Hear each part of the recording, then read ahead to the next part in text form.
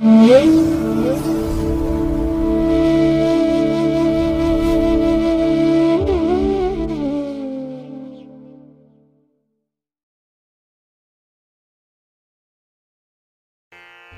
ಮಹಾಗಣಪತೇ ನಮಃ. ಶ್ರೀ ಗುರುಭ್ಯೋ ನಮಃ. ಹರಿ ಓಂ. ಶ್ರುತಿ ಸ್ಮೃತಿ ಪುರಾಣಾನಾಂ ಆಲಯಂ ಕರುಣಾಲಯಂ ನಮಾಮಿ ಭಗವತ್ಪಾದಶಂಕರಂ ಲೋಕಶಂಕರಂ. ಪ್ರೀತಿಯ ವೀಕ್ಷಕ ಬಂಧುಗಳೇ, ತಮಗೆಲ್ಲರಿಗೂ ಸಿರಿಗನ್ನಡ ಸುದ್ದಿವಾಹಿನಿಗೆ ಸ್ವಾಗತ. ದಯಾಮಯನಾದಂಥ ಭಗವಂತನ ಅನುಗ್ರಹ ತಮ್ಮೆಲ್ಲರಿಗೆ ಪ್ರಾಪ್ತಿಯಾಗಲಿ, ತಮ್ಮೆಲ್ಲರ ಜೀವನ ಆರೋಗ್ಯದಾಯಕವಾಗಿರಲಿ, ಸಂತೃಪ್ತಿದಾಯಕವಾಗಿರಲಿ ಎಂದು ಭಗವಂತನಲ್ಲಿ ಪ್ರಾರ್ಥನೆಯನ್ನು ಮಾಡ್ತಾ ಈ ದಿನದ ಪಂಚಾಂಗ ಫಲವನ್ನು ನೋಡೋಣ. ಹಾಗೆ ದ್ವಾದಶ ರಾಶಿಯವರ ಗೋಚಾರ ಫಲಾಫಲಗಳು ಹೇಗಿವೆ ಅನ್ನೋದನ್ನು ಕೂಡ ತಿಳಿಯೋಣ. ಇನ್ನು ಈ ದಿನದ ವಿಶೇಷ ಕಾರ್ಯಕ್ರಮವನ್ನು ನಾವು ಪ್ರತ್ಯೇಕವಾಗಿ ನೋಡೋಣ ಬನ್ನಿ. ಈ ದಿನ ಹುಟ್ಟುಹಬ್ಬವನ್ನು ಆಚರಿಸ್ಕೊಳ್ತಾ ಇರುವಂಥ ತಮಗೆಲ್ಲರಿಗೂ ಕೂಡ ಹುಟ್ಟುಹಬ್ಬದ ಶುಭಾಶಯಗಳು. ಹಾಗೆ ಈ ದಿನಾಂಕದಂದು ವಿವಾಹವಾಗಿರುವಂಥ ದಂಪತಿಗಳಿಗೂ ಕೂಡ ವಿವಾಹ ವಾರ್ಷಿಕೋತ್ಸವದ ಶುಭಾಶಯಗಳನ್ನು ಹೇಳ್ತಾ ಭಗವಂತ ತಮಗೆಲ್ಲರಿಗೂ ಕೂಡ ಸಕಲ ಸನ್ಮಂಗಳಗಳನ್ನು ಕರುಣಿಸಲಿ ಅಂತ ಹೇಳಿ ಸಿರಿಗನ್ನಡ ಸುದ್ದಿವಾಹಿನಿಯ ಪರವಾಗಿ ಪ್ರಾರ್ಥಿಸುತ್ತೇನೆ. ಪ್ರೀತಿಯ ವೀಕ್ಷಕ ಬಂಧುಗಳೇ, ಈ ದಿನ 2025 ಆಗಸ್ಟ್ ತಿಂಗಳ 31ನೇ ತಾರೀಕು ಆದಿತ್ಯವಾಸರ ಅಂದರೆ ಭಾನುವಾರ. ಈ ಭಾನುವಾರದ ನಿತ್ಯ ಪಂಚಾಂಗ ಫಲ ಹೇಗಿದೆ ನೋಡೋಣ ಬನ್ನಿ. ಶ್ರೀ ವಿಶ್ವಾವಸು ನಾಮ ಸಂವತ್ಸರೆ ದಕ್ಷಿಣಾಯನೆ ವರ್ಷ ಋತು ಭಾದ್ರಪದ ಮಾಸ ಶುಕ್ಲ ಪಕ್ಷದ ಅಷ್ಟಮಿಯ ತಿಥಿ ಈ ದಿನ ಇದೆ. ಇದು ಈ ದಿನ ರಾತ್ರಿ 9:17 ಇರಲಿದೆ. ನಂತರ ನವಮಿ ಆರಂಭ ಆಗುತ್ತೆ. ಈ ದಿನದ ನಕ್ಷತ್ರ ಅನುರಾಧ ನಕ್ಷತ್ರ. ಇದು ಈ ದಿನ ಅಪರಾಹ್ನ 3:23 ಇರಲಿದೆ. ನಂತರ ಜ್ಯೇಷ್ಠ ನಕ್ಷತ್ರ ಆರಂಭ ಆಗುತ್ತೆ. ಈ ದಿನದ ಕರ್ಣ ಪೂರ್ವಕರ್ಣ ವಿಷ್ಟಿ ಅಥವಾ ಭದ್ರ. ಇದು ಈ ದಿನ ಬೆಳಿಗ್ಗೆ 11:56 ಇರಲಿದೆ. ನಂತರ ಉತ್ತರ ಕರ್ಣ ಭವ ಆರಂಭ ಆಗುತ್ತೆ. ಈ ದಿನದ ಯೋಗ ವೈಧೃತಿ ಯೋಗ. ಇದು ಈ ದಿನ ಅಪರಾಹ್ನ 3:59 ಇರಲಿದೆ. ನಂತರ ವಿಷ್ಕಂಭ ಯೋಗ ಆರಂಭ ಆಗುತ್ತೆ. ಈ ದಿನ ಇರುವಂಥದ್ದು ದಿಕ್ಷೂಲೆಗೆ ಪಶ್ಚಿಮ ದಿಕ್ಕಿಗೆ. ಇನ್ನು ಈ ದಿನ ಸೂರ್ಯ ಇರುವಂಥ ರಾಶಿ ಸಿಂಹ, ಚಂದ್ರ ಇರುವಂಥ ರಾಶಿ ವೃಶ್ಚಿಕ. ಹಾಗೆ ಈ ದಿನ ರಾಹುಕಾಲ ಇರುವಂಥ ಸಮಯ ಈ ದಿನ ಸಂಜೆ 5:01 ಸಂಜೆ 6:33 ಗುಳಿಕ ಕಾಲ ಈ ದಿನ ಅಪರಾಹ್ನ 3:28 ಸಂಜೆ 5:01 ಹಾಗೆ ಯಮಗಂಡ ಕಾಲ ಈ ದಿನ ಮಧ್ಯಾಹ್ನ 12:23 ಮಧ್ಯಾಹ್ನ 1:55 ಇರಲಿದೆ.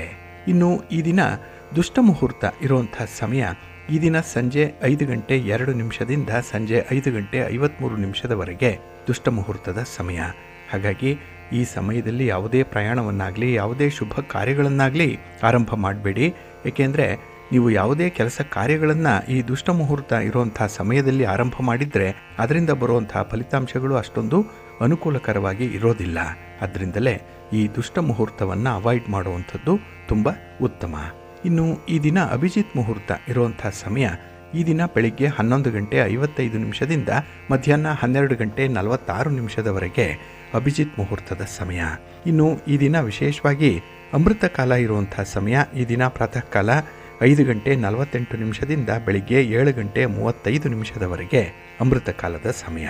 ಹಾಗೆ ಈ ದಿನ ಸೂರ್ಯೋದಯ ಆಗುವಂಥ ಸಮಯ ಈ ದಿನ ಪ್ರಾತಃ ಕಾಲ 6:07 ಸೂರ್ಯಾಸ್ತ ಸಂಜೆ 6:34. ಇನ್ನು ಈ ದಿನ ಚಂದ್ರನ ಬಲ ಇರುವಂಥ ರಾಶಿಗಳು ಅಂತ ಹೇಳಿದ್ರೆ ವೃಷಭ, ಮಿಥುನ, ಕನ್ಯಾ, ವೃಶ್ಚಿಕ, ಮಕರ ಮತ್ತು ಕುಂಭ. ಈ 6 ರಾಶಿಯವರಿಗೆ ಗೋಚಾರದಲ್ಲಿ ಚಂದ್ರನಿಂದ ಶುಭ ಫಲಗಳ ಯೋಗ ಇರುತ್ತೆ. ಇನ್ನು ಉಳಿದ 6 ರಾಶಿಯವರಿಗೆ ಮಿಶ್ರ ಫಲದ ಯೋಗ ಇರುತ್ತೆ. ಅದನ್ನು ಮುಂದೆ ದ್ವಾದಶ ರಾಶಿಯವರ ಗೋಚಾರ ಫಲಗಳನ್ನು ನೋಡುವಂಥ ಸಂದರ್ಭದಲ್ಲಿ ಮತ್ತಷ್ಟು ವಿಚಾರಗಳನ್ನು ತಿಳ್ಕೊಳ್ಳೋಣ. ಇನ್ನು ಈ ದಿನದ ಹೊರಾದ ಅಧಿಪತಿ ರವಿ. ರವಿ ಅಂತ ಹೇಳಿದ್ರೆ ರಾಜನೀತಿಗೆ ಕಾರಕನಾಗಿರುವಂಥವನು, ಆಡಳಿತಕ್ಕೆ ಕಾರಕ. ಹಾಗಾಗಿ ರಾಜಕೀಯ ಕ್ಷೇತ್ರದಲ್ಲಿರುವಂಥವ್ರಿಗೆ, ರಾಜಕಾರಣಿಗಳಿಗೆ, ಆಡಳಿತದ ಚುಕ್ಕಾಣಿಯನ್ನು ಹಿಡ್ಕೊಂಡಿರುವಂಥವ್ರಿಗೆ ಈ ದಿನ ತುಂಬ ಅನುಕೂಲತೆಗಳಿರುತ್ತೆ. ಹಾಗಾಗಿ ರಾಜಕಾರಣಿಗಳು ನಿಮ್ಮ ಯಾವುದೇ ರೀತಿಯ ಚಟುವಟಿಕೆಗಳನ್ನು ಈ ದಿನ ಆರಂಭ ಮಾಡ್ಬೋದು. ನಿಮ್ಮ ಪ್ರಯಾಣ ಕೂಡ ನಿಮಗೆ ತುಂಬ ಯಶಸ್ಸನ್ನು ತರುತ್ತೆ. ಇನ್ನು ರವಿ ಸರ್ಕಾರಕ್ಕೆ ಕಾರಕನಾಗಿರುವಂಥವನು. ಹಾಗಾಗಿ ಸರ್ಕಾರದ ಕೆಲಸ ಕಾರ್ಯಗಳಿಗೂ ಕೂಡ ಶುಭಕರವಾಗಿರುತ್ತೆ. ಸರ್ಕಾರದ ನೌಕರರಿಗಾಗಲಿ ಸರ್ಕಾರದ ಅಧಿಕಾರಿಗಳಿಗಾಗಲಿ ಈ ದಿನ ತುಂಬ ಅನುಕೂಲತೆಗಳ ಜೊತೆಗೆ ಕೆಲಸ ಕಾರ್ಯಗಳಲ್ಲಿ ಒಂದು ಜ್ಞಾನೋದಯ ಆಗುವಂಥ ಸಂದರ್ಭ ಕೂಡ ಒದಗಿ ಬರುತ್ತೆ. ಇನ್ನು ರವಿಯನ್ನು ಆರೋಗ್ಯಕ್ಕೆ ಕಾರಕ ಅಂತಾರೆ, ಆಕರ್ಷಣೆಗೆ ಕಾರಕ, ಕೀರ್ತಿಗೆ ಕಾರಕ. ಹಾಗಾಗಿ ಈ ದಿನ ನೀವು ಮಾಡುವಂಥ ಕೆಲಸ ಕಾರ್ಯಗಳಿಂದ ನಿಮಗೆ ಒಂದು ಒಳ್ಳೆಯ ಸ್ಥಾನಮಾನ ಸಿಕ್ಕತ್ತೆ. ಜೊತೆಗೆ ಈ ದಿನ ಆರೋಗ್ಯದ ಬಗ್ಗೆ ಕೂಡ ನಿಮಗೆ ತುಂಬ ಕಾಳಜಿ ಇರುವಂಥದ್ದು ವ್ಯಕ್ತವಾಗುತ್ತೆ. ಹಾಗೆ ರವಿ ಪಿತೃಕಾರಕ ಮತ್ತು ಪುತ್ರಕಾರಕ ಕೂಡ. ಹಾಗಾಗಿ ಈ ದಿನ ಮನೆಯಲ್ಲಿ ತಂದೆ ಮಕ್ಕಳಿದ್ದರೆ ಬಹಳ ವಿಶೇಷವಾದಂಥ ಒಂದು ಅನ್ಯೋನ್ಯತೆ ಇರುತ್ತೆ. ಜೊತೆಗೆ ಈ ದಿನ ಕುಟುಂಬಕ್ಕಾಗಿ ನಿಮ್ಮ ಮಕ್ಕಳಿಂದಲಾಗಲಿ ಅಥವಾ ನಿಮ್ಮಿಂದಲಾಗಲಿ ಒಂದು ವಿಶೇಷವಾದಂಥ ಕೊಡುಗೆ ಸಿಕ್ಕುವಂಥ ಸಾಧ್ಯತೆ ಇದೆ. ರವಿಯಿಂದ ಈ ದಿನ ಉತ್ತಮವಾದಂಥ ಬೆಳವಣಿಗೆಗಳು ಆರಂಭ ಆಗುವಂಥದ್ದು. ಅದರಲ್ಲೂ ಈ ದಿನದ ಕೆಲಸ ಕಾರ್ಯಗಳನ್ನು ನೀವು ಈ ದಿನ ಇರುವಂಥ ಗುರುಹೋರದಲ್ಲಿ ಆರಂಭ ಮಾಡಿದ್ರೆ ಒಳ್ಳೆಯ ಫಲಗಳು ನಿಮಗೆ ಸಿಕ್ಕತ್ತೆ.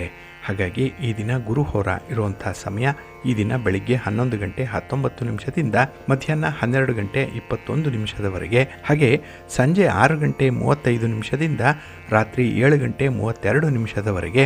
ಇನ್ನು ರಾತ್ರಿ 1 ಗಂಟೆ 19 ನಿಮಿಷದಿಂದ ರಾತ್ರಿ 2 ಗಂಟೆ 17 ನಿಮಿಷದವರೆಗೆ ಗುರುಹೋರ ಇರುವಂಥ ಸಮಯ. ಇದನ್ನು ನೀವು ಅನುಸರಣೆ ಮಾಡ್ಬೋದು, ಒಳ್ಳೆಯದಾಗತ್ತೆ. ಹಾಗೆ ಈ ದಿನ ಇರುವಂಥ ಶನಿ ಹೋರ ಅಷ್ಟೊಂದು ಅನುಕೂಲಕರವಾಗಿಲ್ಲ, ಸ್ವಲ್ಪ ಅನ್ಫೇವರಬಲ್ ಆಗಿರುವಂಥದ್ದು. ಹಾಗಾಗಿ ರಾಜಕಾರಣಿಗಳು ವಿಶೇಷವಾಗಿ ಯಾವುದೇ ರೀತಿಯ ಚಟುವಟಿಕೆಗಳನ್ನಾಗಲಿ ಯಾವುದೇ ರೀತಿಯ ಪ್ರಯಾಣವನ್ನಾಗಲಿ ಈ ದಿನ ಇರುವಂಥ ಶನಿ ಹೋರಾದಲ್ಲಿ ಆರಂಭ ಮಾಡಬೇಡಿ. ಇನ್ನು ನೀವೇನಾದರೂ ರಾಜಕಾರಣಿಗಳನ್ನು ಭೇಟಿ ಮಾಡಬೇಕು, ಗಣ್ಯರನ್ನು ಭೇಟಿ ಮಾಡಬೇಕು, ಸರ್ಕಾರದ ಅಧಿಕಾರಿಗಳನ್ನು ಭೇಟಿ ಮಾಡಬೇಕು ಅನ್ನೋಂಥ ಉದ್ದೇಶ ಇದ್ದರೆ ಅದನ್ನು ಕೂಡ ಈ ದಿನ ಇರುವಂಥ ಶನಿ ಹೋರದಲ್ಲಿ ಮಾಡಬೇಡಿ. ಇನ್ನು ಕಬ್ಬಿಣ ಮತ್ತು ಕಲ್ಲಿನ ವ್ಯಾಪಾರಿಗಳಿಗೆ ಈ ಶನಿ ಹೋರ ಅಷ್ಟೊಂದು ಅನುಕೂಲವನ್ನು ತರ್ತಾ ಇಲ್ಲ. ಹಾಗಾಗಿ ನಿಮ್ಮ ವ್ಯಾಪಾರಿ ಸಂಬಂಧವಾದಂತಹ ಪ್ರಯಾಣ ಆಗಲಿ ಯಾವುದೇ ವ್ಯಾಪಾರದಲ್ಲಿ ಬಂಡವಾಳ ತೊಡಗಿಸುವಂಥ ವಿಚಾರದಲ್ಲಾಗಲಿ ಯಾವುದೇ ತೀರ್ಮಾನಗಳನ್ನು ಆದಷ್ಟು ಈ ಶನಿ ಹೋರದಲ್ಲಿ ತೆಗೆದುಕೊಳ್ಬೇಡಿ. ಹಾಗಾಗಿ ಈ ದಿನ ಶನಿ ಹೋರ ಇರುವಂಥ ಸಮಯ ಈ ದಿನ ಬೆಳಿಗ್ಗೆ 10 ಗಂಟೆ 17 ನಿಮಿಷದಿಂದ ಬೆಳಿಗ್ಗೆ 11 ಗಂಟೆ 19 ನಿಮಿಷದವರೆಗೆ. ಇನ್ನು ಸಂಜೆ 5 ಗಂಟೆ 32 ನಿಮಿಷದಿಂದ ಸಂಜೆ 6 ಗಂಟೆ 35 ನಿಮಿಷದವರೆಗೆ. ಹಾಗೆ ರಾತ್ರಿ 12 ಗಂಟೆ 21 ನಿಮಿಷದಿಂದ ರಾತ್ರಿ 1 ಗಂಟೆ 19 ನಿಮಿಷದವರೆಗೆ ಶನಿ ಹೋರ ಇರುವಂಥ ಸಮಯ. ಇದನ್ನು ಸ್ವಲ್ಪ ಅವಾಯ್ಡ್ ಮಾಡ್ಕೊಳ್ಳಿ, ಒಳ್ಳೆಯದಾಗತ್ತೆ. ಹಾಗಾಗಿ ಬಂಧುಗಳೇ, ನಿಮ್ಮ ಕೆಲಸ ಕಾರ್ಯಗಳನ್ನು ನಿಮ್ಮ ಚಟುವಟಿಕೆಗಳನ್ನು ಒಳ್ಳೆಯ ಸಮಯದಲ್ಲಿ ಆರಂಭ ಮಾಡಿ. ಒಳ್ಳೆಯ ಮುಹೂರ್ತ ಯಾವುದಿದೆ ಅನ್ನುವಂಥದ್ದನ್ನು ತಿಳ್ಕೊಳ್ಬೇಕು. ಅದಕ್ಕಾಗಿಯೇ ನೀವು ಪ್ರತಿನಿತ್ಯ ಆಯಾ ದಿನದ ತಿಥಿ, ವಾರ, ನಕ್ಷತ್ರ, ಯೋಗ, ಕರಣ ಈ ಪಂಚ ಅಂಗಗಳ ಬಗ್ಗೆ ತಿಳ್ಕೊಂಡು ಮುಂದುವರಿಬೇಕು. ಅದರಲ್ಲೂ ಕೆಲವೊಂದು ನಿರ್ದಿಷ್ಟವಾದ ಕೆಲಸ ಕಾರ್ಯಗಳನ್ನು ನಿರ್ದಿಷ್ಟವಾದ ಹೊರದಲ್ಲೇ ಆರಂಭ ಮಾಡಿದ್ರೆ ಒಳ್ಳೆಯ ಫಲಗಳು ಕೂಡ ಸಿಕ್ಕತ್ತೆ. ಹಾಗಾಗಿ ಅಂಥ ಒಳ್ಳೆಯ ಹೊರ ಯಾವುದಿದೆ, ಯಾವ ಕೆಲಸಕ್ಕೆ ಯಾವ ಹೊರ ಸೂಕ್ತವಾಗಿದೆ ಅನ್ನುವಂಥ ವಿಚಾರವನ್ನು ನೀವು ತಿಳ್ಕೊಂಡು ಮುಂದುವರಿರಿ, ಖಂಡಿತ ಒಳ್ಳೆಯದಾಗತ್ತೆ. ಹಾಗಾಗಿ ನೀವು ಪ್ರತಿನಿತ್ಯ ಈ ಪಂಚಾಂಗವನ್ನು ತಿಳ್ಕೊಳ್ಬೇಕು ಅಂತ ಹೇಳಿದ್ರೆ ಸಿರಿಗನ್ನಡ ಸುದ್ದಿವಾಹಿನಿ ಪ್ರಸಾರ ಮಾಡುವಂಥ ಈ ಪಂಚಾಂಗದ ವಿವರಗಳನ್ನು ಕೇಳಿಸ್ಕೊಳ್ಳಿ. ಇದರಲ್ಲಿ ನಿಮಗೆ ಬೇಕಾದಂತಹ ಎಲ್ಲ ಮಾಹಿತಿಗಳು ಕೂಡ ಸಿಕ್ಕತ್ತೆ. ಇದನ್ನು ನೀವು ಅನುಸರಣೆ ಮಾಡಿ. ಯಾವ ಸಮಯದಲ್ಲಿ ಯಾವ ಕೆಲಸ ಆರಂಭ ಆದರೆ ಯಾವ ಫಲಿತಾಂಶ ಬರುತ್ತೆ ಅನ್ನುವಂಥದ್ದನ್ನು ಮೊದಲೇ ನಿರ್ಧಾರ ಮಾಡಿಕೊಳ್ಳಿ. ಹಾಗಾಗಿ ನಿಮ್ಮ ಪ್ರಯತ್ನಗಳಿಗೆ ತಕ್ಕದಾದಂತಹ ಫಲ ನಿಮಗೆ ಸಿಕ್ಕತ್ತೆ. ನೀವು ಅಂದುಕೊಂಡಂತಹ ಒಂದು ಫಲಿತಾಂಶವನ್ನು ಪಡ್ಕೊಳ್ಳಿಕ್ಕೆ ಇದರಿಂದ ಸಾಧ್ಯವಾಗುತ್ತೆ. ಹಾಗಾಗಿ ಈ ಪಂಚಾಂಗ ನಿಮ್ಮ ಇಡೀ ದಿನದ ಕೆಲಸ ಕಾರ್ಯಗಳಿಗೆ ಮಾರ್ಗದರ್ಶಕವಾಗಿ ನಿಮ್ಮ ಜೊತೆಯಲ್ಲಿರುತ್ತೆ, ಒಳ್ಳೆಯದಾಗುತ್ತೆ. ಇನ್ನು ಬಂಧುಗಳೇ, ಈ ದಿನ ಬಹಳ ವಿಶೇಷವಾದಂತಹ ದಿನ. ಭಾದ್ರಪದ ಮಾಸದ ಶುಕ್ಲ ಪಕ್ಷದ ಅಷ್ಟಮಿ ತಿಥಿ ಇರುವಂತಹ ದಿನ. ಹಾಗಾಗಿ ಈ ದಿನದ ಅಷ್ಟಮಿಯಂದು ರಾಧಾ ಅಷ್ಟಮಿ ಅಂತ ಹೇಳಿ ಆಚರಣೆ ಮಾಡುವಂಥದ್ದಿದೆ. ಅದರಲ್ಲೂ ವಿಶೇಷವಾಗಿ ದೂರ್ವಾಷ್ಟಮಿಯನ್ನು ಈ ದಿನ ಆಚರಣೆ ಮಾಡುವಂಥದ್ದಿದೆ. ಈ ಆಚರಣೆಯಿಂದ ಬಹಳ ವಿಶೇಷವಾದಂಥ ಫಲಗಳು ಸಿಕ್ಕತ್ತೆ. ಅದನ್ನು ಮುಂದೆ ನಾವು ಈ ದಿನದ ವಿಶೇಷ ಮಾಹಿತಿಯಲ್ಲಿ ನೋಡೋಣ. ಇನ್ನು ಈ ದಿನದ ಮತ್ತೊಂದು ವಿಶೇಷತೆ ಅಂತ ಹೇಳಿದ್ರೆ, ಇಲ್ಲಿ ಸಿಂಹರಾಶಿಗೆ ಬುಧನ ಪ್ರವೇಶ ಆಗ್ತಾ ಇರುವಂಥದ್ದು. ಇಲ್ಲಿ ಅವರಿಗೆ ಕರ್ಕಾಟಕ ರಾಶಿಯಲ್ಲಿದ್ದಂತಹ ಬುಧ ಈ ದಿನ ಸಿಂಹರಾಶಿಯನ್ನು ಪ್ರವೇಶ ಮಾಡಿದ್ದಾನೆ. ಹಾಗಾಗಿ ಬುಧ ಈ ಸಂದರ್ಭದಲ್ಲಿ ರವಿಯ ಜೊತೆ ಮತ್ತು ಕೇತುವಿನ ಜೊತೆಯಲ್ಲಿ ಸ್ಥಿತನಾಗಿರುವಂಥವನು. ಹಾಗಾಗಿ ವ್ಯಾಪಾರಸ್ಥರಿಗೆ, ವ್ಯವಹಾರಸ್ಥರಿಗೆ ಈ ಬುಧನಿಂದ ಕೆಲವೊಂದು ರಾಶಿಗಳವರಿಗೆ ಮಿಶ್ರ ಫಲಗಳಿರುತ್ತೆ, ಕೆಲವೊಂದು ರಾಶಿಗಳವರಿಗೆ ವಿಶೇಷವಾದಂತಹ ಲಾಭದಾಯಕವಾದಂತಹ ಫಲಗಳು ಕೂಡ ಸಿಕ್ಕತ್ತೆ. ಅದನ್ನು ನಾವು ಮುಂದೆ ಈ ಬುಧನ ರಾಶಿ ಬದಲಾವಣೆಯಿಂದ ಆಗುವಂತಹ ಫಲಿತಾಂಶಗಳೇನು, ಯಾವ ಯಾವ ರಾಶಿಯವರಿಗೆ ಯಾವ ರೀತಿಯ ಫಲಾಫಲಗಳು ಸಿಕ್ಕತ್ತೆ ಅನ್ನುವಂಥ ವಿಚಾರವನ್ನು ಕೂಡ ತಿಳ್ಕೊಳ್ಳೋಣ. ಪ್ರೀತಿಯ ಬಂಧುಗಳೇ, ಈ ದಿನದ ವಿಶೇಷ ಕಾರ್ಯಕ್ರಮಕ್ಕೆ ತಮ್ಮ ಎಲ್ಲರಿಗೂ ಕೂಡ ಸ್ವಾಗತವನ್ನು ಹೇಳ್ತಾ, ಈ ದಿನ ನಾವು ದೂರ್ವಾಷ್ಟಮಿ ವ್ರತವನ್ನು ಆಚರಣೆ ಮಾಡುವಂಥದ್ದಿದೆ. ಭಾದ್ರಪದ ಮಾಸದ ಶುಕ್ಲ ಪಕ್ಷದ ಅಷ್ಟಮಿಯ ತಿಥಿ ಇರುವಂತಹ ದಿನ. ಅದರಲ್ಲೂ ಜ್ಯೇಷ್ಠ ನಕ್ಷತ್ರ ಇರಬಾರ್ದು, ಮೂಲ ನಕ್ಷತ್ರ ಇರಬಾರ್ದು. ಆ ಎರಡೂ ನಕ್ಷತ್ರಗಳಿಗೆ ಸಂಬಂಧ ಇಲ್ಲದಿರುವಂತಹ ದಿನದಂದು ದೂರ್ವಾಷ್ಟಮಿ ವ್ರತವನ್ನು ಆಚರಣೆ ಮಾಡಬೇಕು. ಇದು ಅನುರಾಧ ನಕ್ಷತ್ರ ಇರುವಂತಹ ದಿನ. ಹಾಗಾಗಿ ಈ ದಿನ ಅಪರಾಹ್ನ 3:23 ಕೂಡ ಅನುರಾಧ ನಕ್ಷತ್ರ ಇರುತ್ತೆ. ನಂತರದಲ್ಲಿ ಜ್ಯೇಷ್ಠ ನಕ್ಷತ್ರ ಆರಂಭ ಆಗುತ್ತೆ. ಹಾಗಾಗಿ ಈ ದಿನ ಅಪರಾಹ್ನದೊಳಗೆ ಈ ದೂರ್ವಾಷ್ಟಮಿ ವ್ರತವನ್ನು ಆಚರಣೆ ಮಾಡಬೇಕು. ಇಲ್ಲಿ ವಿಶೇಷತೆ ಅಂತ ಹೇಳಿದ್ರೆ, ಈ ದಿನ ಶಿವನನ್ನು ದೂರ್ವೆಗಳಿಂದ ಪೂಜೆ ಮಾಡಬೇಕು ಅನ್ನುವಂಥದ್ದು ಇದೆ. ಹಾಗಾಗಿನೇ ಈ ಬ್ರಹ್ಮನ್ ಭಾದ್ರಪದ ಮಾಸೆ ದೂರ್ವಾಷ್ಟಮ್ಯಂ ಮಾಂ ಉಪೋಷಿತಂ ಮಹೇಶಃ ಪೂಜಯೇತ್ ಯಸ್ತು ದೂರ್ವಯ ಸಹಿತಂ ಮುನೆ ಅಂತ ಹೇಳ್ತಾರೆ. ಹಾಗಾಗಿ ಈ ದಿನ ದೂರ್ವಾಷ್ಟಮಿಯಂದು ಶಿವನನ್ನ ದೂರ್ವೆಯಿಂದ ಪೂಜೆ ಮಾಡಬೇಕು ಅನ್ನುವಂಥದ್ದಿದೆ. ಒಂದು ವೇಳೆ ಈ ದೂರ್ವಾಷ್ಟಮಿ ಏನಾದರೂ ಜ್ಯೇಷ್ಠ ನಕ್ಷತ್ರ ಮತ್ತೆ ಮೂಲ ನಕ್ಷತ್ರದ ಯೋಗ ಇದ್ದರೆ, ಆ ಸಂದರ್ಭದಲ್ಲಿ ದೂರ್ವೆಯಿಂದ ಏನಾದರೂ ಶಿವನನ್ನ ಪೂಜೆ ಮಾಡಿದ್ರೆ ಮಕ್ಕಳಿಗೆ ಮಾರಕವಾಗುತ್ತೆ, ಗಂಡಂದರಿಗೆ ಆಯುಷ್ಯಕ್ಕೆ ಹಾನಿಯಾಗುತ್ತೆ ಅನ್ನುವಂಥ ವಿಚಾರ ಇದೆ. ಹಾಗಾಗಿ ಅದರ ಹಿಂದಿನ ನಕ್ಷತ್ರವಾದಂತಹ ಅನುರಾಧ ನಕ್ಷತ್ರದಲ್ಲಿ ಪೂಜೆ ಮಾಡಿದ್ರೆ ವಿಶೇಷ ಫಲಗಳು ಆ ಒಂದು ಕುಟುಂಬಕ್ಕೆ ಲಭಿಸುತ್ತೆ ಅನ್ನುವಂಥದ್ದು ಇದೆ. ಹಾಗಾಗಿ ಇಲ್ಲಿ ಪುರಾಣ ಸಮುಚ್ಚಯ ಹೇಳುವಂತಹ ರೀತಿಯಲ್ಲಿ ಈ ದಿನ ಈ ದೂರ್ವಾಷ್ಟಮಿ ವ್ರತವನ್ನು ಮಾಡಬೇಕು. ಹಾಗಾಗಿ ಈ ದಿನ ಶಿವನನ್ನ ದೂರ್ವೆಯಿಂದ ಮತ್ತೆ ಶಮೀಪತ್ರಗಳಿಂದ, ಬಿಲ್ವಪತ್ರಗಳಿಂದ ಪೂಜಿಸಬೇಕು. ಅದರಲ್ಲೂ ಶುಚಿಯಾಗಿ ಇರುವಂತಹ ಸ್ಥಳದಲ್ಲಿ ಬೆಳೆದಿರುವಂತಹ ದೂರ್ವೆಯನ್ನೇ ತಂದು ಅದರ ಮಧ್ಯದಲ್ಲಿ ಶಿವನನ್ನ ಇಟ್ಟು ಪೂಜೆ ಮಾಡಬೇಕು. ಇನ್ನು ವೈಷ್ಣವರು ಈ ದೂರ್ವೆಯ ಮಧ್ಯದಲ್ಲಿ ಶೇಷನನ್ನ ಇಟ್ಟು ಪೂಜೆ ಮಾಡಬೇಕು. ಹಾಗೆ ಈ ದೂರ್ವೆಯಲ್ಲಿ ಆವಾಹನೆ ಮಾಡಿ ದೂರ್ವೆ ಶಮಿಗಳಿಂದ ಪೂಜೆ ಮಾಡಿ ಖರ್ಜೂರ, ನಾರಿಕೇಳ, ಮಾತುಲುಂಗ ಮುಂತಾದ ಹಣ್ಣುಗಳನ್ನು ಈ ದಿನ ನೈವೇದ್ಯಕ್ಕೆ ನಿವೇದನೆ ಮಾಡಬೇಕು ಅನ್ನುವಂಥದ್ದಿದೆ. ಹಾಗೆ ಈ ವ್ರತವನ್ನು ಸೂರ್ಯ ಸಿಂಹರಾಶಿಯಲ್ಲಿರುವಾಗಲೇ ಆಚರಣೆ ಮಾಡಬೇಕು. ಕನ್ಯಾ ರಾಶಿಯಲ್ಲಿ ಸೂರ್ಯ ಇರುವಾಗ ಇದನ್ನು ಆಚರಣೆ ಮಾಡಬಾರ್ದು ಅನ್ನುವಂಥದ್ದಿದೆ. ಇನ್ನು ಅಧಿಕ ಮಾಸ ಏನಾದರೂ ಬಂದರೆ ಅಲ್ಲಿ ಮೊದಲೇ ಕನ್ಯಾರ್ಕದಲ್ಲೇ ಈ ಒಂದು ವ್ರತವನ್ನು ಮಾಡಬೇಕು ಅನ್ನುವಂಥದ್ದು. ಹಾಗಾಗಿ ಇಲ್ಲಿ ಅಗಸ್ತ್ಯ ನಕ್ಷತ್ರ ಉದಯವಾದ ಮೇಲೆ ಮಾಡಿದರೆ ವೈಧವ್ಯಾದಿಗಳು ಪ್ರಾಪ್ತಿಯಾಗತ್ತೆ ಅನ್ನುವಂಥದ್ದಿದೆ. ಹಾಗಾಗಿ ಇದನ್ನು ಈ ಜ್ಯೇಷ್ಠ ಮತ್ತು ಮೂಲ ನಕ್ಷತ್ರಕ್ಕೆ ಮೊದಲೇ ಮಾಡಿದ್ರೆ ತುಂಬ ಉತ್ತಮ ಅನ್ನುವಂಥದ್ದು. ಇನ್ನು ಈ ದಿನದಲ್ಲಿ ದೂರ್ವೆಯಿಂದ ಅರ್ಘ್ಯದಾನವನ್ನು ಮಾಡುವಂಥದ್ದು. ಪೂಜಾ ನಂತರದಲ್ಲಿ ದೂರ್ವೆಯಿಂದ ಮೊಸರು, ಮಂತ್ರಾಕ್ಷತೆ ಫಲಸಹಿತವಾಗಿ ಅರ್ಘ್ಯವನ್ನು ಕೊಡಬೇಕು ಅನ್ನುವಂಥದ್ದು ಇದೆ.